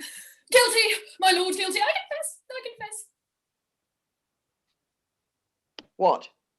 That you three fools lacked me, fool, to make up the mess. He, and you, my liege, and I are pick purses in love, and we deserve to die. Dismiss this audience, and I shall tell you more. Now the number is even. True, true, we are four. Will these turtles be gone? Head, sirs, away. Oh, walk aside the true folk and let the traitors stay. Sweet lords, sweet lovers, oh, let us embrace. As true we are as flesh and blood can be. The sea will ebb and flow, heaven will show his face. Young blood doth not obey an old decree. We cannot cross the cause why we are born, therefore of all hands must we be forsworn. What, did these red lines show some love of thine? Did they, quoth you, who sees the heavenly Rosaline at the first opening of the gorgeous east, bows not his vassal head, and stricken blind kisses the base ground with obedient breast? What peremptory eagle-sighted eye dares look upon the heaven of her brow that is not blinded by her majesty? What zeal, what fury hath inspired thee now? My love, her mistress, is a gracious moon, she, an attending scar, scarce seen a light. My eyes are then no eyes, nor I Barone. Oh, but for my love, the day would turn tonight. Of all complexions, the culled sovereignty do meet as at a fair in her fair cheek, where several worthies make one dignity, where nothing wants but want itself doth seek. Lend me the flourish of all gentle tongues. Fie, painted rhetoric, she needs it not. To things of sale a seller's praise belongs. She passes praise, then praise too short doth blot. A withered hermit, 50 winters worn, might shake off 50 looking in her eye. Beauty doth varnish age as if new born, and gives the crutch, the cradle's infancy. Oh, 'tis the sun that maketh all things shine. By heaven, thy love is black as ebony. Is ebony like her? Oh, word divine, a wife of such would were felicity. Oh, who can give an oath? Where is a book? That I may swear beauty doth beauty lack, if that she learn not of her eye to look. No face is fair that is not full so black. Oh, paradox! Black is the badge of hell, the hue of dungeons and the school of night, and beauty's crest becomes the heavens well. Devils soonest tempt resembling spirits of light. Oh, if in black my lady's brows be decked, it mourns that painting usurping hair should ravish doters with a false aspect, and therefore is she born to make black fair. Her favour turns the fashion of the days, for native blood is counted painting now, and therefore red, that would avoid dispraise, paints itself black to imitate her brow. And since her time, are colliers counted bright? Dark needs no candles now, for dark is light. Your mistresses dare never come in rain, for fear their colours should be washed away. 'Twere good yours did, for sir, to tell you plain, I'll find a fairer face not washed today. I'll prove her fair, or talk till doomsday here. No devil will fright thee then so much as she. I never knew man hold vile stuff so dear. Look, here's thy love, my foot and her face. See? Oh, if the streets were paved with thine eyes, her feet were much too dainty for such tread. Oh, vile, then as she goes what upward lies, that street should see as she walked overhead. But what of this? Are we not all in love? Oh, nothing so sure, and thereby all forsworn. Then leave this chat, and good Baroun now prove our loving lawful and our faith not torn. I marry there's some flattery for this evil. Oh, some authority how to proceed. Some tricks, some quillets, how to cheat the devil. Some salve for perjury. Oh, 'tis more than need. Have at you then, affections, men-at-arms. Consider what you first did swear unto. To fast, to study, and to see no woman. Flat treason against the kingly state of youth. Say, can you fast? Your stomachs are too young, and abstinence engenders maladies. And whether you have vowed to study, lords, in that each of you have forsworn his book, can you still dream and pore and thereon look? For when would you, my lord, or you, have found the ground of study's excellence without the beauty of a woman's face? From women's eyes, this doctrine I derive. They are the grounds, the books, the academes, from whence doth spring the true Promethean fire. Why, universal plodding poisons up the nimble spirits in the arteries, as motion and long-during action tires the sinewy vigour of the traveller. Now, for not looking on a woman's face, you have in that forsworn the use of eyes, and study, too, the causer of your vow. For where is any author in the world teaches such beauty as a woman's face? Learning is but an adjunct to ourself, and where we are, our learning likewise is. Then when ourselves we see in ladies' eyes, do we not likewise see our learning there? Oh, we have made a vow to study, lords! And in that vow, we have forsworn our books. For when would you, my liege, or you, in leaden contemplation have found out such fiery numbers as the prompting eyes of beauty's tutors have enriched you with? Other slow arts entirely keep the brain, and therefore finding barren practices scarce show a harvest of their heavy toil. But love, first learned in a lady's eyes, lives not alone immured in the brain, but with the motion of all elements, courses as swift as thought in every power, and gives to every power a double power above their functions and their offices.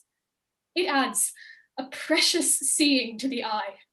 A lover's eyes will gaze an eagle blind.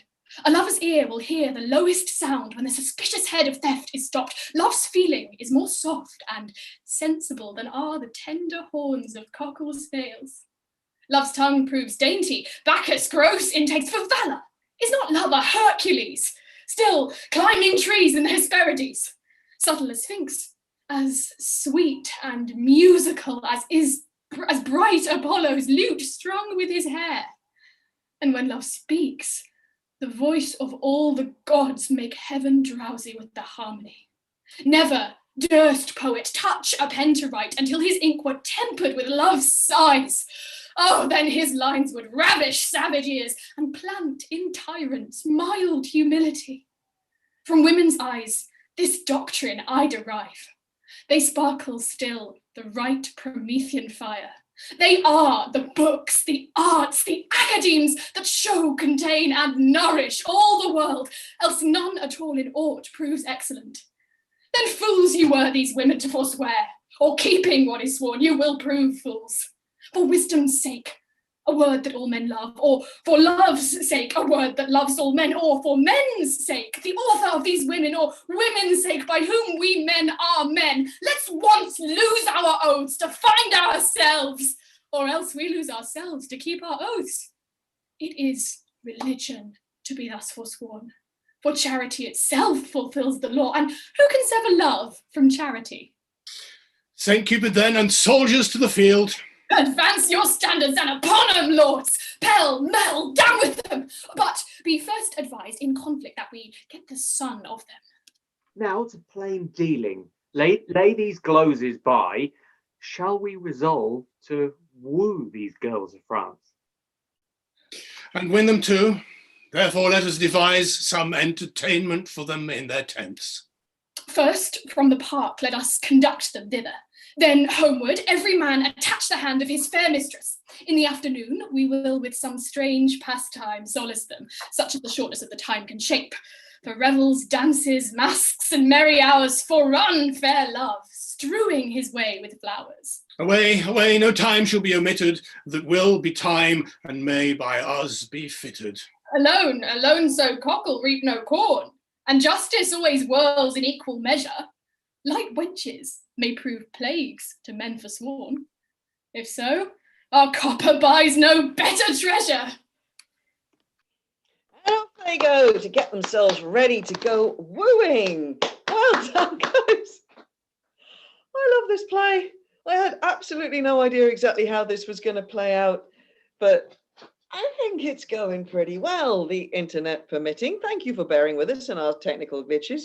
The joys of performing over Zoom, but everything is ploughing onwards. Everything is doing well. So this is the 5-minute little gap where I pop up and chat about something or other and give you all the chance to get a breath of air, make a cup of tea, nip off to the loo, make yourselves comfortable. The actors can all relax a little from their loves, labors lost. I don't know. All sorts of things are getting lost at the moment, but I think love is still going. So we were really interested to do this play. Well, I was interested. This is one that we're doing because basically I was very curious about it. It's one that a lot of people have said to me, well, you can't do Love's Labour's Lost using your technique because of all the rhyme, because the lines need to go quite quickly. And I'm thinking, actually, you can, because this is working pretty well.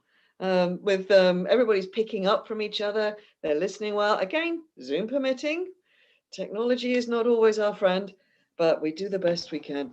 And it's so much more fun to be doing this than not. So I don't know, drop us a message. Tell us how you think it's going. But I think we're sort of showing that, yeah, you can cue script a little rhyme-based comedy and the lines will still keep going, which is always fun to do. So just to chat briefly about the plays that we have done and the plays that we're going to do. Like I said, we chose to do this one this month, partly to give ourselves a little breather and because we're curious about it. Because those of you who've been with us since earlier in lockdown might remember we put some polls out on Twitter to say, which plays would you like to see us do? Because quite frankly, we were having trouble choosing. because it's Shakespeare. It's all good fun. So we put out a poll, which was which Roman play would you like to see us do? And that was Julius Caesar, which we did a couple months ago. Which lesser known play would you like to see us do? Which was Troilus and Cressida, which was last month. Wow, that's still a big one. That's still going down. There was which history play would you like to see us do? And that was Richard III, which we did 3 months ago. And that was a huge adventure. I mean, honestly, these plays are so different. This is one thing I'm really finding because I worked the scripts through for this. And working on Love's Labour's Lost, it's really tricky, challenging to think like this is the same hand, this is the same texture, the same energy that wrote Troilus and Cressida and wrote Richard III. And they're so different, which is just fascinating. Always good to sort of play. This is Shakespeare playing with form and writing with different co-writers and in different moods to different aims. It's really fascinating. So we're taking this one as our little comedy breather. Next month, we're going to be presenting the tragedy that you guys chose for us to do, which is going to be Macbeth. So that's going to be fun for the darker days of November. Then come to December, and we're doing your comedy of choice, which conveniently is Twelfth Night. So that'll be our Christmassy play. Then come into next year, January, our hope is to do what I call the spring play, ironically, which is Winter's Tale, which is another one that we're doing basically because I'm really interested in it. I have been for ages. I think it's a fascinating balance of stories, and frankly, doing it on Zoom when we can maybe cheat a little bit with the whole bear thing. Well, got to make when life sends you lemons, make lemonade. We have a plan which we'd love to get your input on for next year. For starting in February, we have an idea of basically doing all what I call the Hollow Crown plays. So starting from Richard II and going all the way through with Merry Wives of Windsor inserted to make the story of Falstaff complete, and going all the way through to Richard III.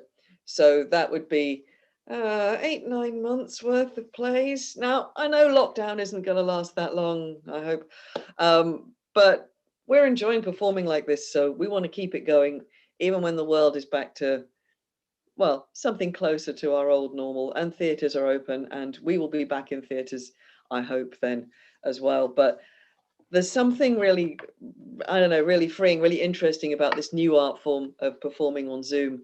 So I don't know, we'd love to hear from you. Think that would be a good idea? We're going to keep doing our little scenes presentations in between times, so we get a breather and you get a breather. It's not just the histories, but if you're going to do 1 or 2 histories, it just grew on me.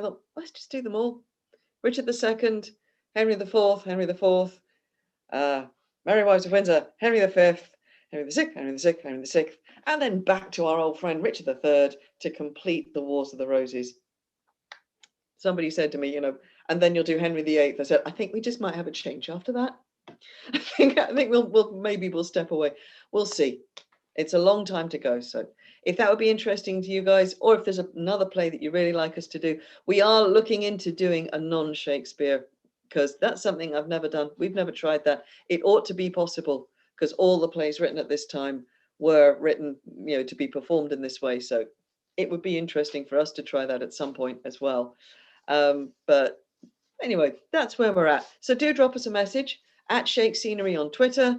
Leave us a message here. Drop us an email. Find us on Facebook. We are on all the big social medias. So even on Instagram. There you go. We even do that. So do send us a message. I'm not sure if I'm going to do a little personal message now. I'm not sure if my parents are watching, but today is my mother's birthday. And I've only seen her once since the beginning of lockdown. And one of the reasons I chose this play is because she and I remember going to see it very fondly when I was about 16. She took me to Chichester Festival Theatre, and that was the first time I'd seen it. I'd never read it, and I absolutely loved it, and we had a great afternoon. So, Mum, if you're watching this, or whenever you catch up, I hope you had a lovely birthday, and I hope you enjoyed this alternative version of the play that we both enjoyed that afternoon. So anyway, that's me just having a little chat. So I think I've talked for about 5 minutes. Let's see. Have I got some cast lurking in the wings in our virtual tiring house? We are going into what our running order calls scene 8. So I need to know if Holofernes, Nathaniel, and good old Constable Dull are poised. Oh, I can see Nathaniel is prepared and Holofernes is poised. Hello. I can't see Dull, but that's just because my screen won't show him at the moment. Can I get a little word from my guys? Are we ready? Yes. Yep. Holofernes, I think you're still on mute. Yep, I'm Yep. here. Dull, are you out there? I can't see you on the screen. Do we have a Dull? Oh, okay. We'll pause a little moment because we can't start without our Constable Dull, who is there. He comes. He hopped off the call for a moment. Good to have you back, Constable. Good to be here. Good to be here. Doing sterling service, may I say. You guys, everybody out there on YouTube can't see the cast chat, but every time Dull comes on, it's great. We're having a great time. I hope that you guys out there are enjoying it as much as we are. So, without further ado, let us get back into the laboring and the loving. And I know it's a bit of a spoiler, this one, because Lost is in the title. But let's see how this goes, because at the point that we left off, the lovers of Navarre had all been revealed to each other by a convenient, quaint device of being overheard, giving themselves away. And they are now off devising some entertainments for their lovely ladies so that they can make opportunities to do some courting and some wooing. And let us see what the citizens of Navarre, how they may become involved in this, and also what the ladies of France make of the gentleman's attempts at wooing. So basically, let's just see how this goes. Okay, so I will step aside and our virtual curtain will now rise on our virtual playhouse. So for this scene, enter Holofernes, Nathaniel, and Dull. Take it away, guys. Satis quid sufficit. I praise God for you, sir. Your reasons at dinner have been sharp and sententious, pleasant with scurrility, witty without affection, audacious without impudency, learned without opinion, and strange without heresy. I did converse this quondam day with a companion of the king's who is intituled, nominated, or called Don Adriano de Armato. Novi hominum tanquante. His humour is lofty, his discourse peremptory, his tongue filed, his eye ambitious, his gait majestical, and his general behaviour vain, ridiculous, and thrasonical. He is too picked, too affected, too odd, as it were, too peregrinate, as I may call it. A most singular choice epitaph. He draweth out the thread of his verbosity finer than the staple of his argument.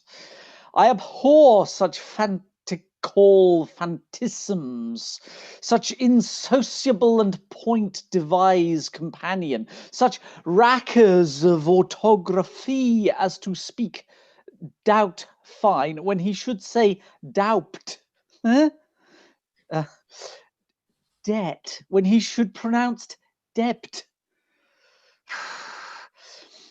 Debt, not debt. He clappeth a calf. Calf. Half. Half. Nechbor vocatur neighbor. Nech, abbreviated Nay, this is abominable, which he would call abominable. It insinuateth me of infamy, nay, intelligis domine, to make frantic lunatic.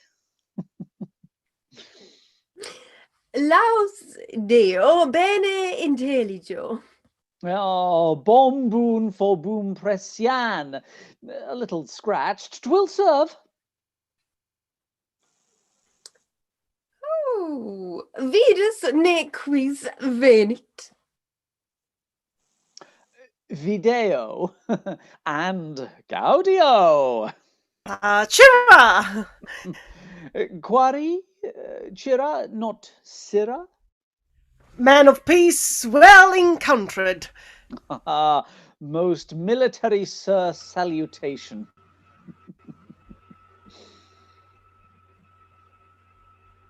They have been at a great feast of languages and stolen the scraps.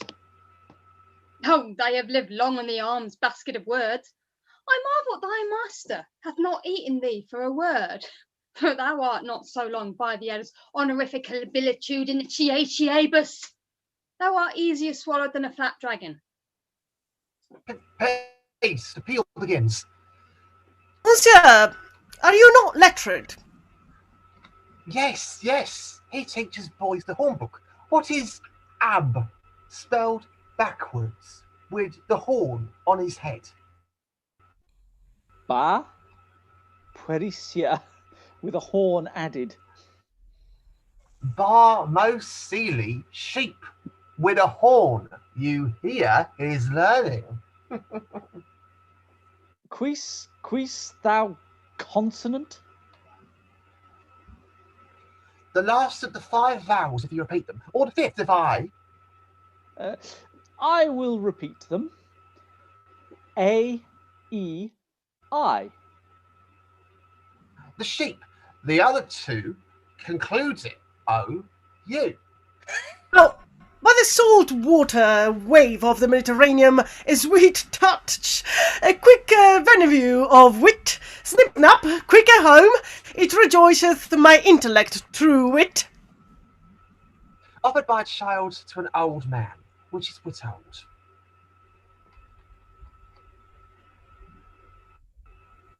What is the Which figure? is wit old. What is the What is figure? the figure? Horns. What is the figure? Horns. Thou disputes like an infant. Go, whip thy gig. Lend me your horn to make one, and I will whip about your infamy unum sita a giga of a cuckold's horn. And I had but 1 penny in the world, thou shouldst have it to buy gingerbread. Oh, hold! Here is the very remuneration I had of thy master. Thou halfpenny purse of wit, thou pigeon egg of discretion. Oh, the heavens were so pleased that thou wert but my bastards. What a joyful father would thou makes me. Go to, thou hast it ad dunjo, at the fingers' ends, as they say. Oh, I smell false Latin. Dunghell for unguem. Artsmen preambulat, we will be singled from the barbarous. Do you not educate youth at Chag House at the top of the mountain? Or Mons the hill. At your pleasure for the mountain. I do, sans question. Sir, it is the king most sweet pleasure and affection to congratulate the princess at her pavilion, in the posteriors of this day, which the rude multitude call the afternoon. The posterior of the day, most generous sir, is liable, congruent, and measurable for the afternoon. The word is well culled, chose, sweet, and apt, I do assure you, sir. I do assure.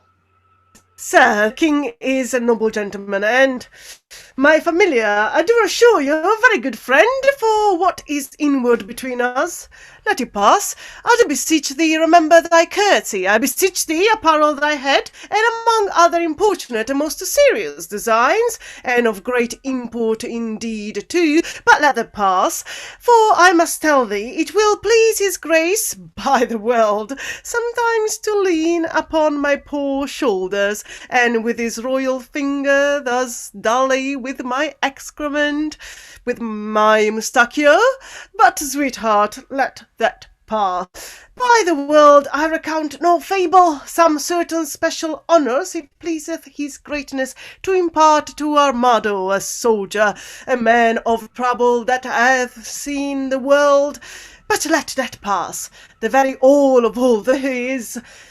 But, sweetheart, I do implore secrecy, that the king would have me present the princess, sweet Chuck, with some delightful ostentation, or show, or pageant, or antique, or fireworks.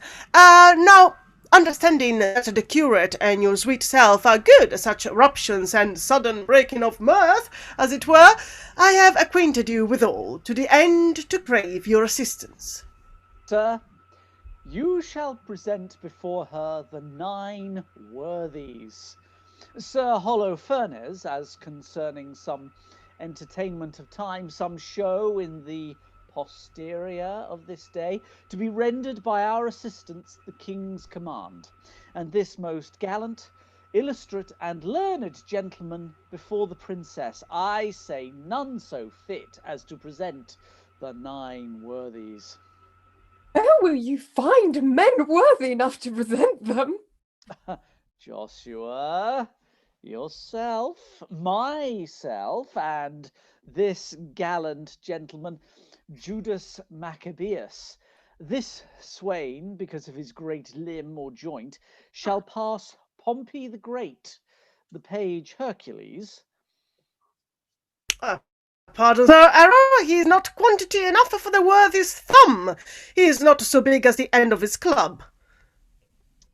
Shall I have audience? He shall present Hercules in minority. His enter and exit shall be strangling a snake, and I will have an apology for that purpose. An excellent device. So if any of your audiences may cry, "Well done, Hercules. Now thou crushest the snake." That is the way to make an offence gracious, though few have the grace to do it. For the rest of the worthies, I will play 3 myself. Right, worthy gentlemen. shall I tell you a thing? We attend. We will have, if thee fudge not, an antique. I beseech you, follow. Veer, good man dull, thou hast spoken no word all this while. Nor understood none, neither, sir. Alone, we will employ thee. I'll make one in a dancer, so I will play on the tabor to the worthies and let them dance a hay. Most dull, honest dull. To our sport, away! Sweethearts, we shall be rich ere we depart, if fairings come thus plentifully in, a lady walled about with diamonds. Look you what I have from the loving king. Madam, came nothing else along with that? Nothing but this, yes. As much a love in rhyme as would be crammed up in a sheet of paper, writ on both sides a leaf, margent at all. That is to seal on Cupid's name. That was the way to make his godhead wax, for he hath been 5,000 years a boy. Aye, and a shrewd, unhappy gallows too. You'll ne'er be friends with him. He killed your sister. He made her melancholy, sad, and heavy, and so she died. Had she been light like you, of such a merry, nimble, stirring spirit, she might have been a grand dame ere she died. And so may you, for a light heart lives long. What's the dark meaning, Mouse, of this light word? A light condition in a beauty dark. We need more light to find your meaning out. You'll mar the light by taking it in snuff. Therefore I'll darkly end the argument. Look what you do. You do it still at dark. So do not you, for you are a light wench. Indeed, I weigh not you, and therefore light. You weigh me not. Oh, that's you care not for me. A great reason for past care is still past cure. Well banded both. A set of wit well played. But Rosaline, you have a favour too. Who sent it and what is it? I would you knew, and if my face were but as fair as yours, my favour were as great. Be witness this. Nay, I have verses too. I thank you. The numbers true, and were numbering too. I were the fairest goddess on the ground. I am compared to 20,000 fairs. Oh, he hath drawn my picture in his letter. Anything like? Much in the letters, nothing in praise. Beauteous as ink. A good conclusion. Fair as text B in a copybook. War Pennels, how? Let me not die your debtor. My red dominical, my golden letter. Oh, that your face were full of O's. A pox of that jest, and I beshrew all shrews. But Catherine, what was sent to you from fair Germain? Madam, this glove. Did he not send you twain? Yes, madam. And moreover, some 1,000 verses of a faithful lover. A huge translation of hypocrisy, wildly compiled, profound simplicity. This and these pearls to me sent Longueville. The letter is too long by half a mile. I think no less dost thou wish in a heart the chain were longer and the letter shorter. Aye, or I would these hands might never part. We are wise girls to mock our lovers so. They are fools to purchase mocking so.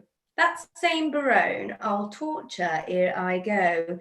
Oh, that I knew he were but in by thy week, how I would make him fawn and beg and seek, and wait the season and observe the times, and spend his prodigal wits in bootless rhymes, and shape his service wholly to my deuce, and make him proud to make me proud that jests. So pertent like would I oversway his state, that he should be my fool and I his fate. None are so surely caught when they are catched. As wit turned fool, folly and wisdom hatched.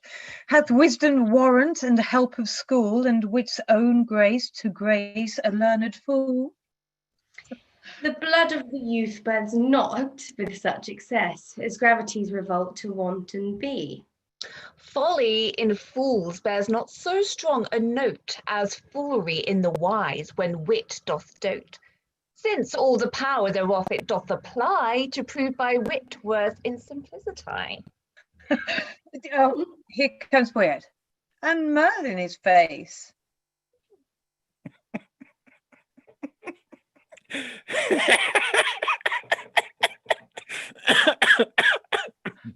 Oh, I'm stabbed with laughter. Where's Grace? Thy news, you Poet. Prepare, madam, prepare. Arm, wench's arm, encounters mounted are. Against your peace, love doth approach disguised. Armed in arguments, you'll be surprised. Muster your wits, stand in your own defense, or hide your heads like cowards and fly hence. St. Denis to St. Cupid, what are they that change their breath against us? Say, Scout, say. Under the cool shade of the sycamore, I thought to close mine eyes some half an hour. When, lo, to interrupt my purposed rest, towards then that shade I might behold addressed. The king and his companions, warily, I stole a neighbor thicket by, and overheard what you shall overhear, that by and by disguised they will be here. The herald is a pretty knavish page that well by heart hath conned his ambassage. Action and accent did their teach him there. Thus must thou speak, and thus thy body bear. And ever and anon they made adapt, presence majestical would put him out. For quoth the king, an angel shalt thou see, yet fear thou not, but speak audaciously. The boy replied, an angel is not evil. I should have feared her, and she has been a devil. With that all laughed and clapped him on the shoulder, making the board wag by their praised boulder. One rubbed his elbow thus, and fleered and swore a better speech was never spoke before. Another, with his finger and his thumb, cried via, will do it, come what will come. The third, he capered and cried, all goes well. The fourth turned to the toe, and down he fell. With that, they all did tumble on the ground, with such a zealot laughter so profound, that in this spleen ridiculous appears to check their folly passion solemnly tears. But what? But what? Come they to visit us? They do, and parley thus like Muscovites or Russians, or as I guess their purpose is to parley, to court, to dance, and everyone his love feet will advance unto his several mistress, which they'll know by favors several, which they did bestow. And will they so? The gallants shall be tasked. For, ladies, we will every one be masked. And not for a man of them shall see their grace, despite the suit, to see a lady's face. Hold, Rosaline, this favour thou shalt wear, and then the king will court thee for his dear. Hold. Take thou this, my sweet, and give me thine, and shall Barone take me for Rosaline, and change your favours too, so shall lovers woo contrary deceit by these removes. Come on then, where the favours most in sight? But in this changing, what is your intent? The effect of my intent is to cross theirs. They do it but in mocking merriment, and mock for mock is only my intent. Their several counsels they unbosom shall, who loves mistook, and so be mocked withal.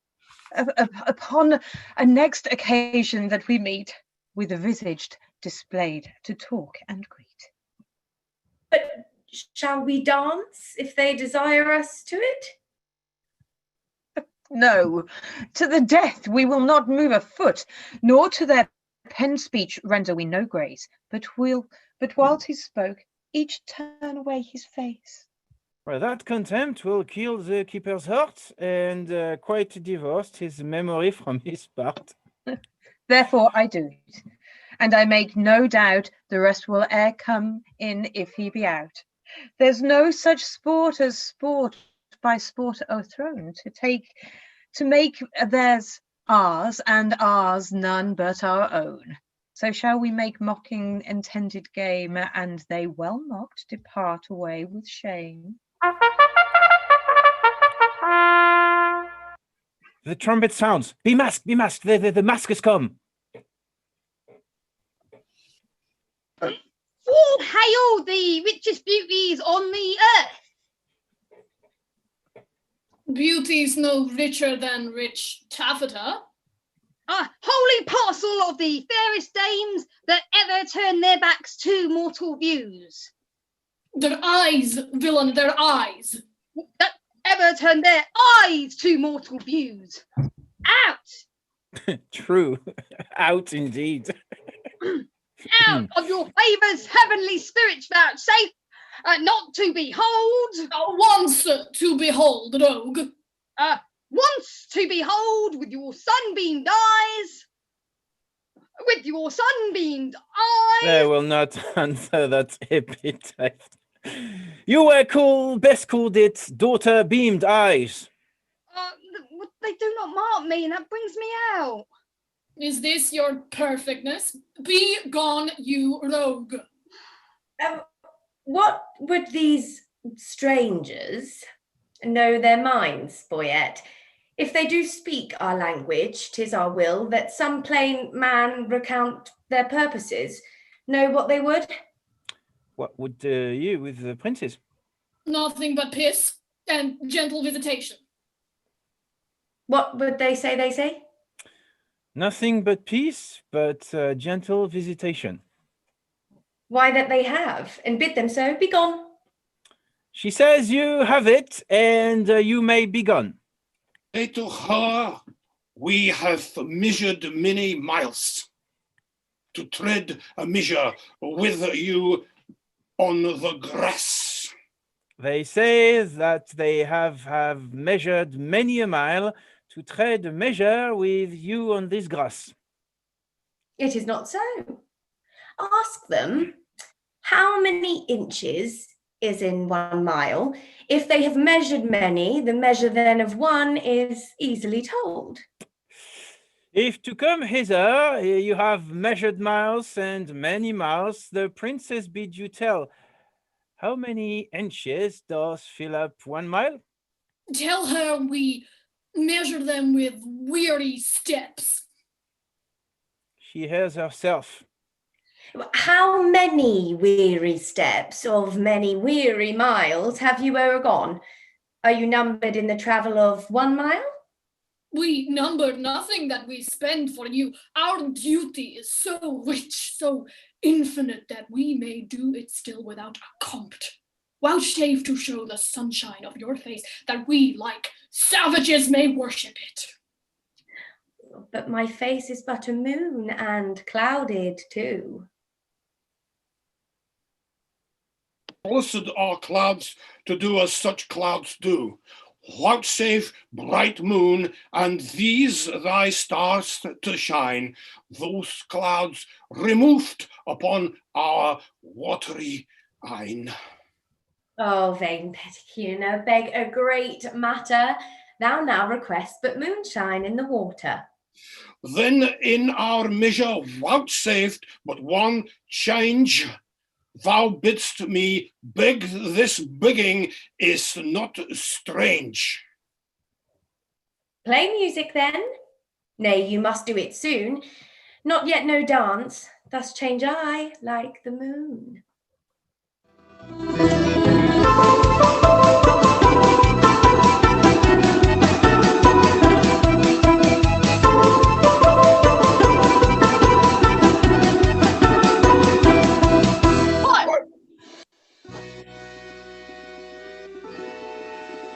Will you not dance? How come thus estranged? You took the moon at full, but now she's shade.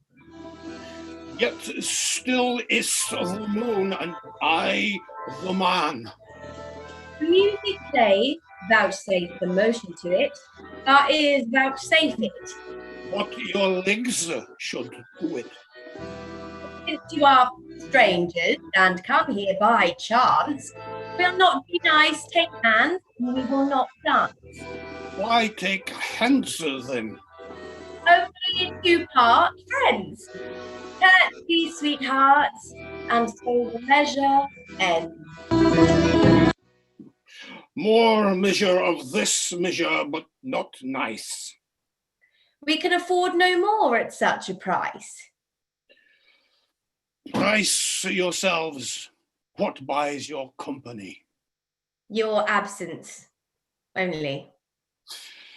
That can never be. Then cannot we be bought, and so adieu. Twice to your visor, and half once to you. If you deny to dance, let's hold more chat. In private, then? I am best pleased with that. Right-handed mistress, one sweet word with thee. Honey and milk and sugar. There are 3. Nay, then 2 trees, and if you grow so nice, metheglin, wort, and malmsey. Well run, dice. There's half a dozen sweets. 7 sweet adieu. Since you can cog, I'll play no more with you. 1 word in secret. Let it not be sweet. Thou grievest my gall. Gall, bitter. Therefore meet.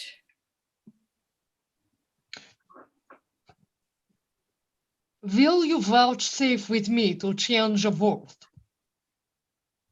Name it. Fair lady. Say you so? Fair lord, take you that for your fair lady?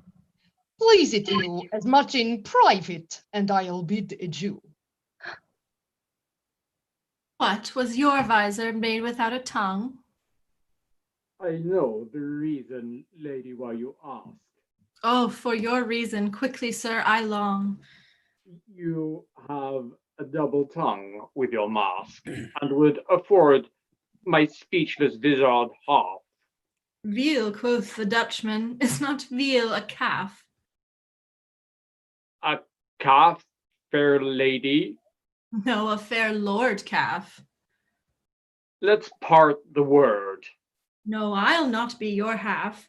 Take all and wean it, it may prove an ox. Look how you butt yourself in these sharp marks. Will you give horns chas, ladies? Do not so. Then die a calf before your horns do grow. One word in private with you ere I die. Bleat softly then, the butcher hears you cry.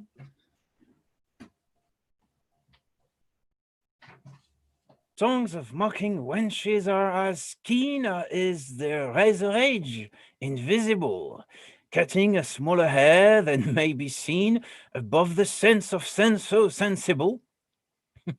Seeming their conference, their conceits have wings, fleeter than arrows, bullets, wind, taught, swifter things.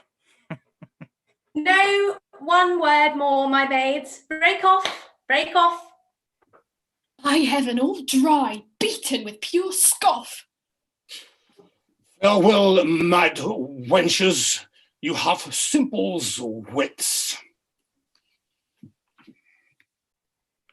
20 adieus, my frozen Muscovites. Are these the breed of wits that I'd wondered at?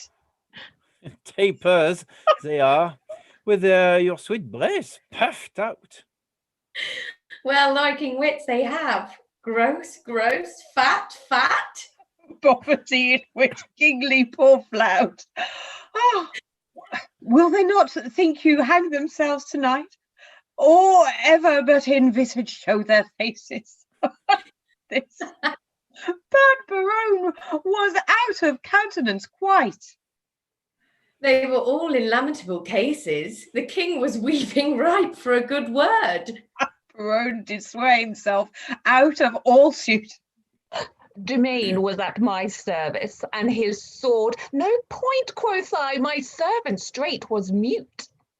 Lord Longueville said I came o'er his heart, and trow you what he called me? Go on, perhaps. Yes, in good faith. Oh, go sickness as thou art. Well, better wits have worn plain statue caps. Will you hear the king is my love sworn? And quick, Barone hath plighted faith to me. Longueville was for my service born. Domain is mine, as sure as bark on tree. Madam, and pretty mistresses, give ear. Immediately they will again be here in their own shapes, for it can never be. They will digest this harsh indignity. Will they return? They will, God knows, and leap for joy, though they are lame with blows.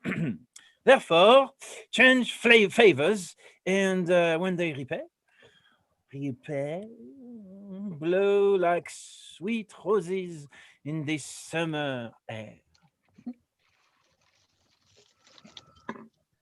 How blow?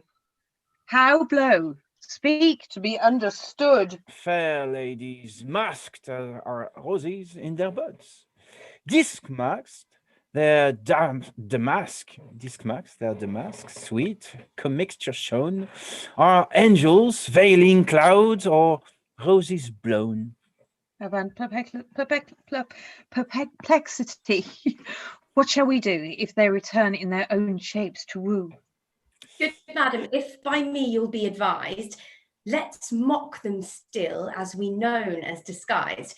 Let us complain to them what fools were here, disguised like mustavites in shapeless gear, and wonder what they were and to what end their shallow shows, and prologue vividly penned, and their rough carriage so ridiculous should be presented at our tent to us. Ladies, withdraw. The gallants are at end. Whip to our tents as Rose runs o'er land.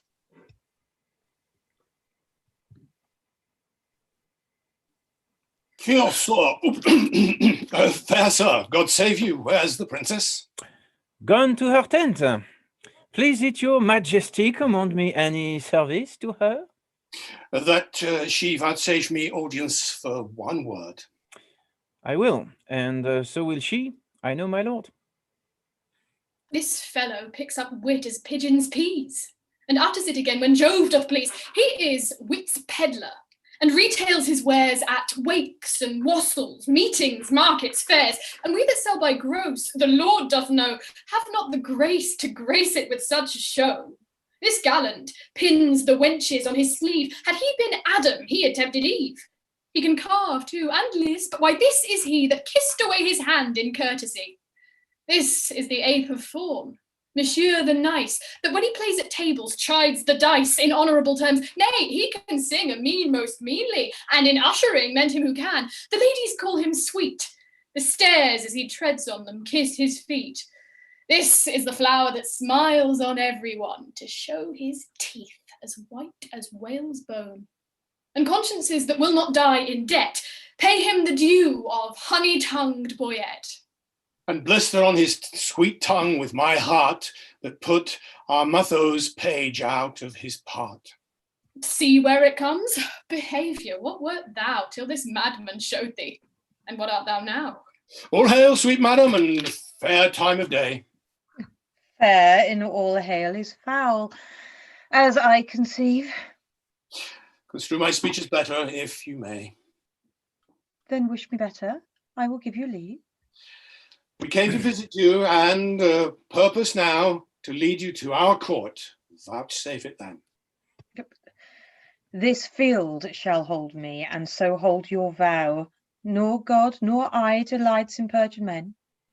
Rebuke me not for that which you provoke.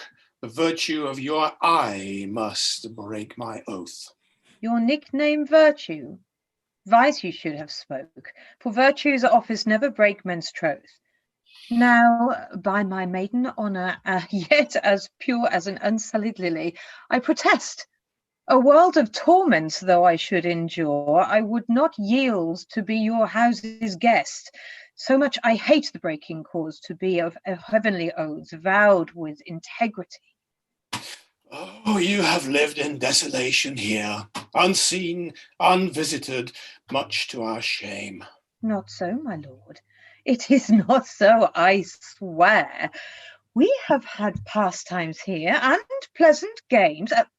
A mess of Russians left us but of late. How, madam, Russians? Aye, in truth, my lord, trim gallants, full of courtship and of state. Madam, speak true. It is not so, my lord. My lady, to the manner of the days, in courtesy gives undeserving praise. We four, indeed, confronted were with four in Russian habit. Here they stayed an hour and talked apace, and in that hour, my lord, they did not bless us with one happy word. I dare not call them fools, but this I think, when they are thirsty fools, would fain and have drink. This jest is dry to me. Gentle sweet, your wit makes wise things foolish when we greet. With eyes best seeing, heaven's fiery eye, by light we lose light. Your capacity is of that nature that to your huge store wise things seem foolish, and rich things but poor. This proves you wise and rich, for in my eye I am a fool and full of poverty. But that you take what doth to you belong, it were a fault to snatch words from my tongue. Oh, I am yours, and all that I possess. All the fool mine? I cannot give you less. Which of the vizards was it that you wore? Where? When? What vizard? Why demand you this? There, then, that vizard, that superfluous case, that hid the worse and shewed the better face? We are descried. They'll mock us now downright. Let us confess and turn it to a jest. Amazed, my lords, why looks your highness sad? Help hold his brows, heel sound. Why look you pale? Seasick, I think, coming from Muscovy? Thus pour the stars down plagues for perjury. Can any face of brass hold longer out? Here stand I, lady. Dart thy skill at me. Bruise me with scorn, confound me with a flout. Thrust thy sharp wit quite through my ignorance. Cut me to pieces with thy keen conceit. And I will wish thee never more to dance, nor never more in Russian habit wait. Oh, never will I trust to speeches penned, nor to the motion of a schoolboy's tongue, nor never come in visored to my friend, nor woo in rhyme like a blind harper's song. Taffeta phrases, silken terms precise, three-piled hyperboles, spruce affection, figures pedantical, these summer flies have blown me full of maggot ostentation. I do forswear them, and I here protest by this white glove, how white the hand, God knows. Henceforth, my wooing mind shall be expressed in russet yeas and honest kersey noes. And to begin, wench, so God help me, law, my love to thee is sound, sans crack or flaw. Sans, I pray you. Yet I have a trick of the old rage. Bear with me, I am sick.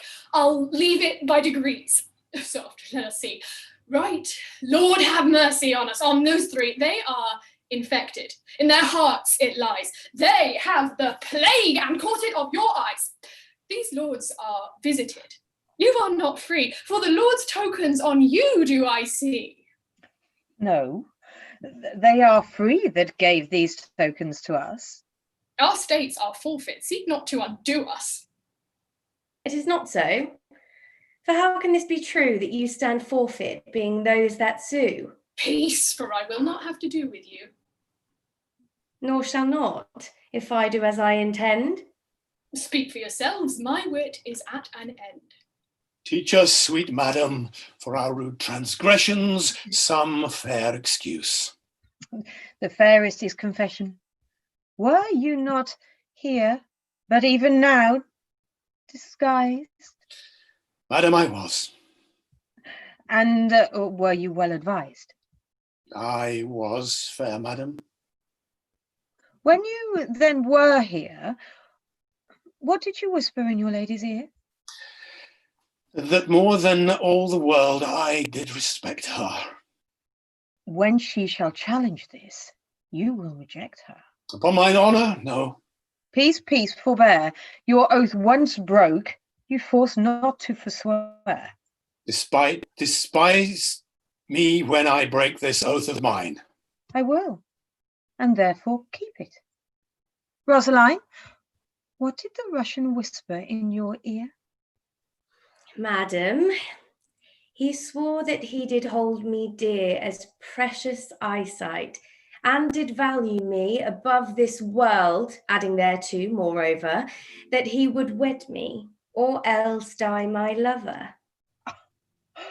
God give thee joy of him. The noble lord most honourably doth uphold his word. What mean you, madam? By my life, my troth, I never swore this lady such an oath. By heaven you did, and to confirm it plain, you gave me this, but take it, sir, again. My faith in this to the princess I did give. I knew her by this jewel on her sleeve. Pardon me, sir. This jewel did she wear, and Lord Barone, I thank him, is my dear. What? Will you have me or your pearl again? Neither of either. I remit both twain. I see the trick on't. Here was a consent, knowing aforehand of our merriment to dash it like a Christmas comedy. Some curry tale, some please man, some slight disanny, some mumble news, some trencher knight, some dick that smiles his cheek in years and knows the trick to make my lady laugh when she's disposed, told our intents before, which once disclosed, the ladies did change favours. And then we, wooing the signs, wooed but the signs of she. Now to our perjury, to add more terror, we are again forsworn in will and error. Much upon this 'tis. And might not you forestall our sport to make us thus untrue? Do not you know my lady's foot by the squire, and laugh upon the apple of her eye, and stand between her back, sir, and the fire, holding a trencher, jesting merrily?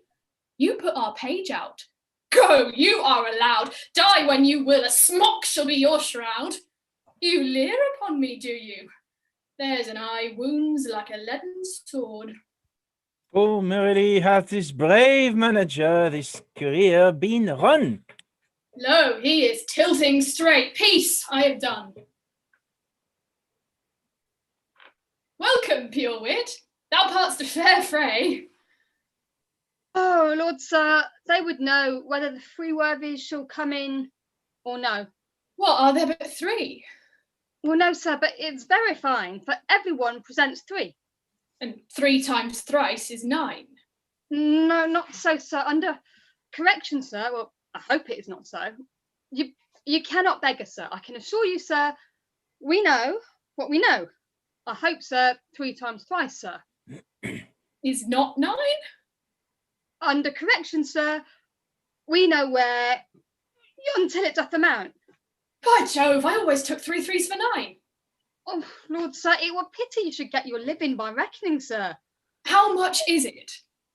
Oh, Lord, sir, the parties themselves, the actors, sir, will show where until it doth amount. But for mine own part, I, as they say, but to perfect one man in one poor man, Pompey the Great, sir. Art thou one of the worthies? It pleased them to think me worthy of Pompey the Great.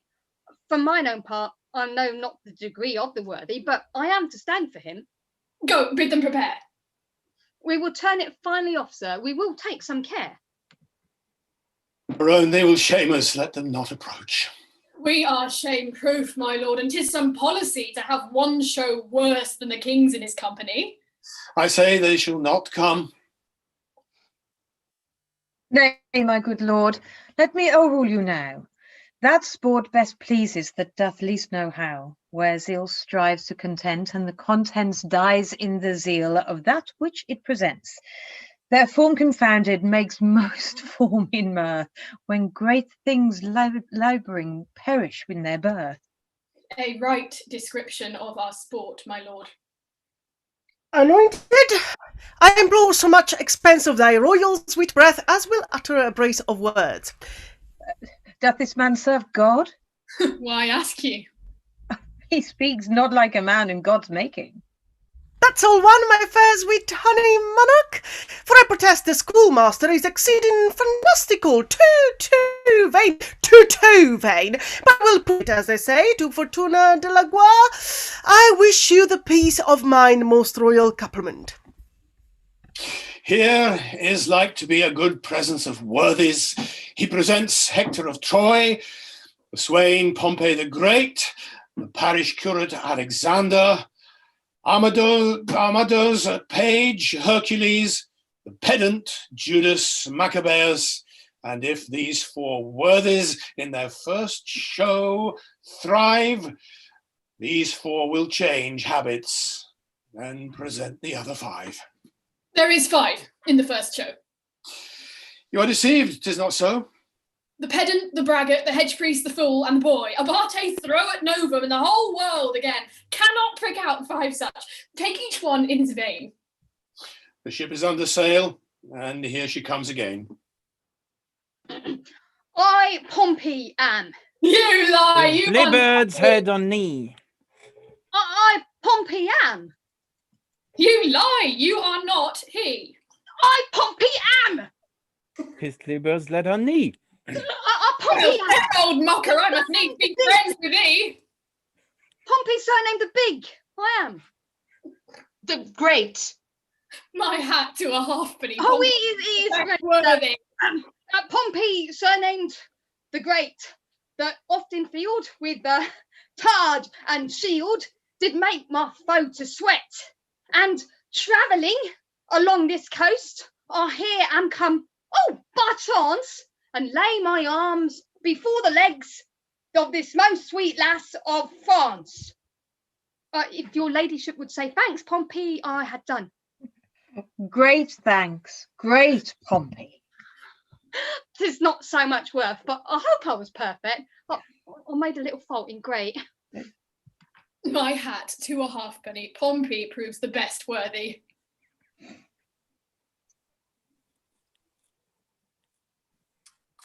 When in the world I lived, I was the world's commander. By east, west, north, and south I spread my conquering might. My scratch and plain declares that I am Alexander. Your nose says, no, you are not, for it stands to right.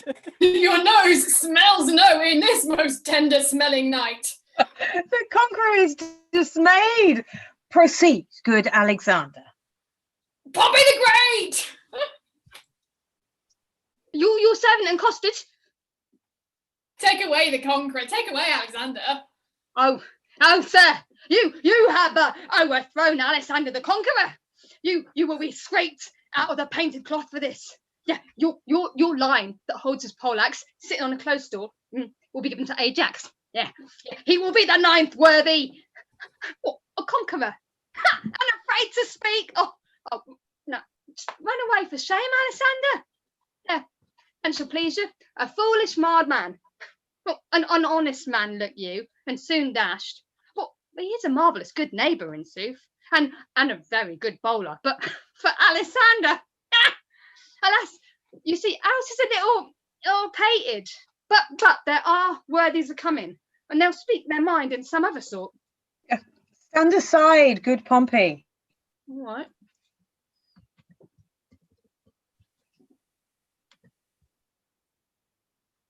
Great Hercules is presented by this imp, whose club killed Cerberus, that 3-headed Canis, and when he was a babe, a child, a shrimp, thus did he strangle serpents in his manus.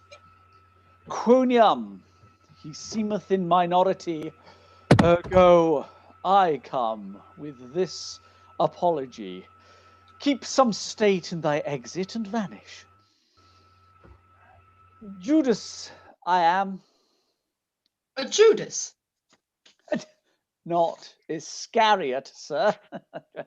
Judas I am eclipsed Maccabeus. Judas Maccabeus clipped is plain Judas. Hissing traitor. How art thou proved Judas? Judas I am. The more shame for you, Judas. What mean you, sir? To make Judas hang himself. Begin, sir. You are my elder. Well followed. Judas was hanged on an elder. I will not be put out of countenance. Because thou hast no face. What is this? A sit-on head. The head of a bodkin. A death's face in a ring. The face of an old Roman coin scarce seen. The pummel of Caesar's falchion. The crude bone face on a flask. St. George's half cheek in a brooch. Aye, and in a brooch of lead. Aye, and one in the cap of a tooth drawer. And now forward, for we had put thee in countenance. You have put me out of countenance. False, we have given thee faces. But you have outfaced them all. And thou wert a lion, we would do so. Therefore, as he is an ass, let him go. And so adieu, sweet Jude. Nay, what dost thou say? Stay. For the latter end of his name. For the ass to the Jude, give it him. Judas, away. This is not generous, not gentle, not humble. A light for Monsieur Judas. He grows dark, he may stumble. Alas, poor Maccabeus, how hath he been baited? Hide thy head, Achilles, here comes Hector in arms. Though my monks come home by me, I will now be merry. Hector was but a Trojan in respect of this. But is this Hector? I think Hector was not so clean timbered. His leg is too big for Hector. For more calf certain. No, he's best endued in the small. What be Hector? He's God or a painter, for he makes faces. The omnipotent Mars of Lawrence the Almighty gave Hector a gift. A gilt nutmeg. A lemon. Stuck with cloves. No, Clavin. The omnipotent Mars of Lawrence the Almighty gave Hector a gift. The air of Ilion, a man so breathed that certain he would fight, yeah, from morn till night out of his pavilion. I am that flower. Mint. That Columbine. Sweet Longaville, rein thy tongue. I must rather give it thy rein, for it runs against Hector. Aye, and Hector's a greyhound. The sweet woman is dead and rotten. Sweet chucks beat not the bones of the buried, but I will forward with my advice. Sweet royalties bestow on me the sense of hearing. Speak, brave Hector, we are much delighted. I do adore thy sweet grace's lipper. Loves her by the foot. Me may not by the yard. This Hector far surmounted animal. The party is gone.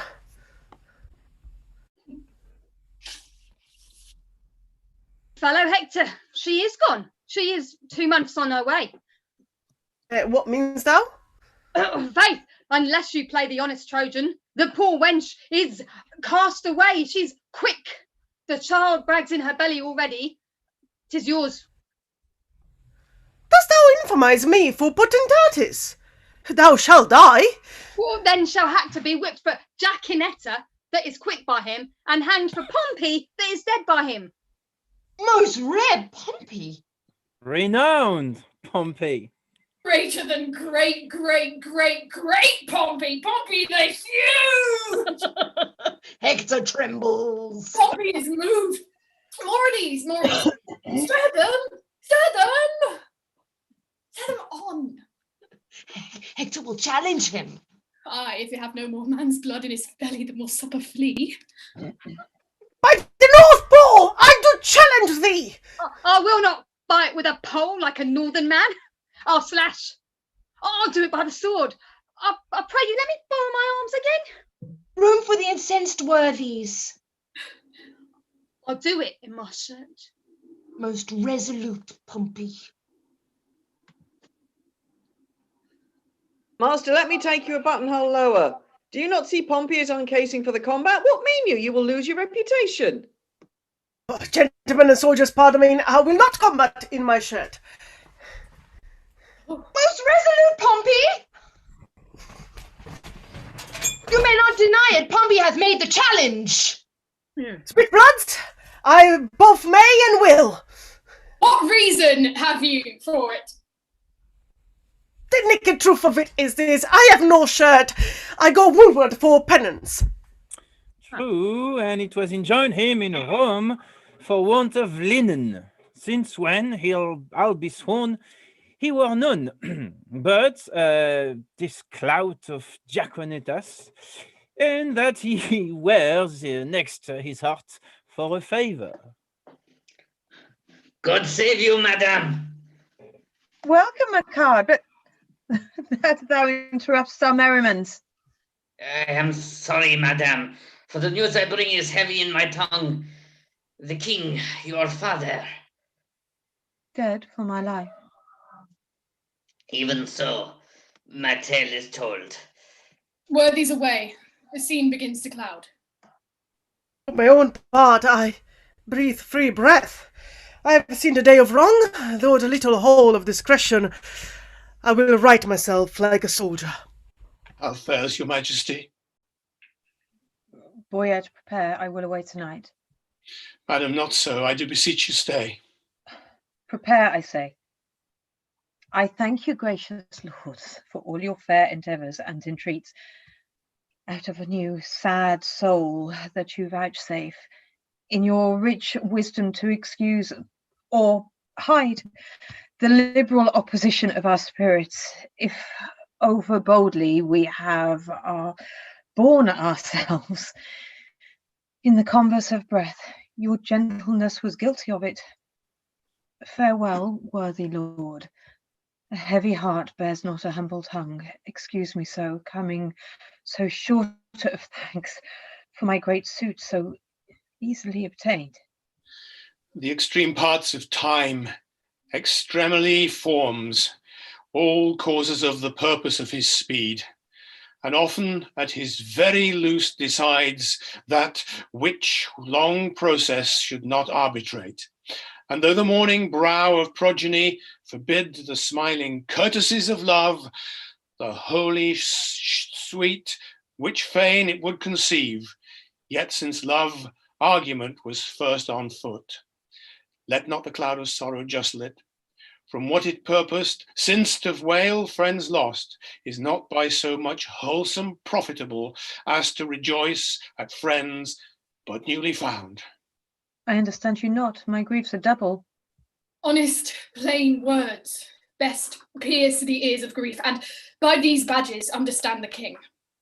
For your fair sakes have we neglected time, played foul play with our oaths. Your beauty, ladies, hath much deformed us, fashioning our humours even to the opposed end of our intents, and what in us hath seemed ridiculous, as love is full of unbefitting strains, all wanton as a child, skipping and vain, formed by the eye, and therefore like the eye, full of strange shapes, of habits, and of forms, varying in subjects as the eye doth rule to every varied object in his glance, which party-coated presence of loose love put on by us, if in your heavenly eyes have misbecomed our oaths and gravities, those heavenly eyes that look into these faults suggested us to make. Therefore, ladies, our love being yours, the error that love makes is likewise yours. We to ourselves prove false by being once false for ever to be true to those that make us both their ladies, you. And even that falsehood in itself a sin, thus purifies itself and turns to grace. We have received your letters full of love, your favours, the ambassadors of love. In our maiden council rated them at courtship, pleasant jest and courtesy, as bombast and as lining to the time, but more devout than these are our respects. Have we not been? And therefore met your loves in their own fashion, like a merriment. Our letters, madam, showed much more than jest. So did our looks. And what to me, my love? And what to me? You must be purged too. Your sins are racked. You are attaint with fault and perjury. Therefore, if you my vow mean to get, a 12 months shall you spend and never rest, but seek the weary beds of people sick. But what to me, my love? But what to me?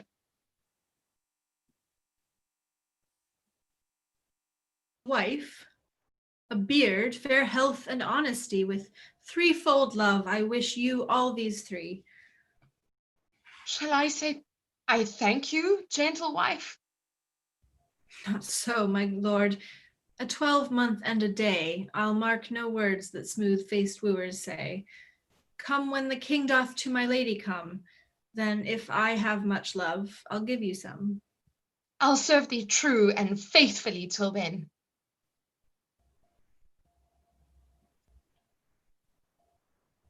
Yet swear not lest ye be forsworn again. Yet swear not lest ye be forsworn again. What says Maria? At the 12 months' end, I'll change my black gown for a faithful friend. I'll stay with patience, but the time is long. The like of you, who taller are so young. At ease, my lady. Mistress, look on me. Behold the window of my heart, mine eye. What humble suit attends thy answer there? Impose some service on me for my love. Oft have I heard of you, my Lord Barone, before I saw you, and the world's large tongue proclaims you for a man replete with mockness, full of comparisons and wounding flutes, which you all on a state will execute, that lie within the mercy of your wit, to weed this wormwood from your fruitful bane, and therewithal to win me, if you please, without the which I am not to be won. You shall this 12-month term from day to day visit the speechless sick and still converse with groaning wretches, and your task shall be, with all the fierce endeavour of your wit, to enforce the pained impotent to smile. To move wild laughter in the throat of death. It cannot be. It is impossible. Mirth cannot move a soul in agony. Why, that's the way to choke a gibing spirit, whose influence is begotten of that loose grace, which shallow laughing hearers gives to fools.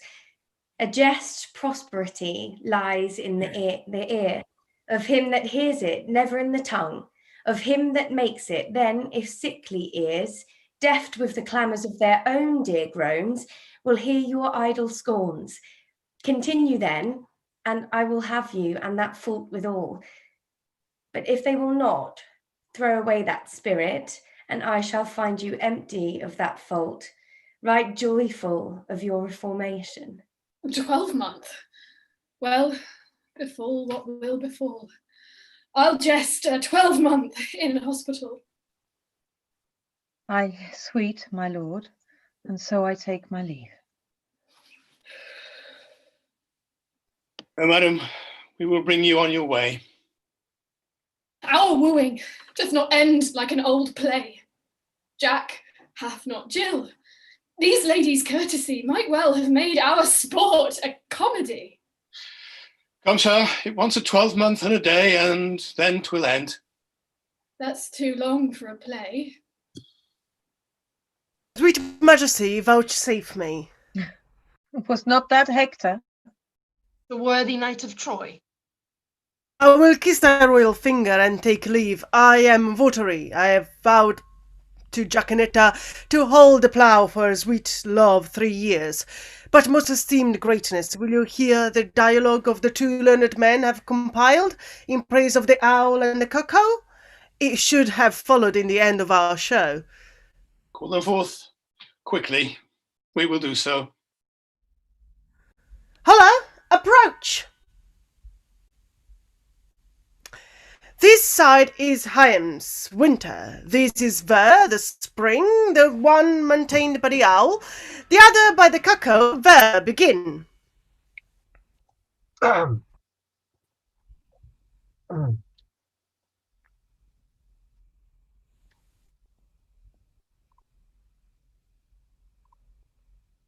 Daisies pied of violets blue, and cuckoo birds of yellow hue, and ladies sprinkles silver white, do paint the meadows with delight. The cuckoo then on every tree, folk married men, for thus sings he. Cuckoo, cuckoo, cuckoo. Oh, what a feeling, pleasing to a merry dear. When shepherds pipe on oaten straws, and merry larks are ploughmen's clocks, when turtles tread on rooks and daws, and maidens blench their summer smocks, the cuckoo then on every tree. Fox man, for thus sings he. Cuckoo, cuckoo, cuckoo. Oh, what a fear, I'm pleasing to a mighty dear. And icicles hang by the wall, and Dick the shepherd blows his nail, and Tom bears logs into the hall, and milk comes frozen home in pail, when blood is nipped and ways be foul, and nightly sings the staring owl. To it, to it, to woo. And Mary knows when greasy Joan doth kill the pots, when all around the wind doth blow, and coughing drowns the parson's sore, and birds sit brooding in the snow, and Marion's nose looks red and raw, when roasted crabs hiss in the bowl, and nightly sings the staring owl. To it, to it, to and Mary knows, but Juicy Joan did kill the pot.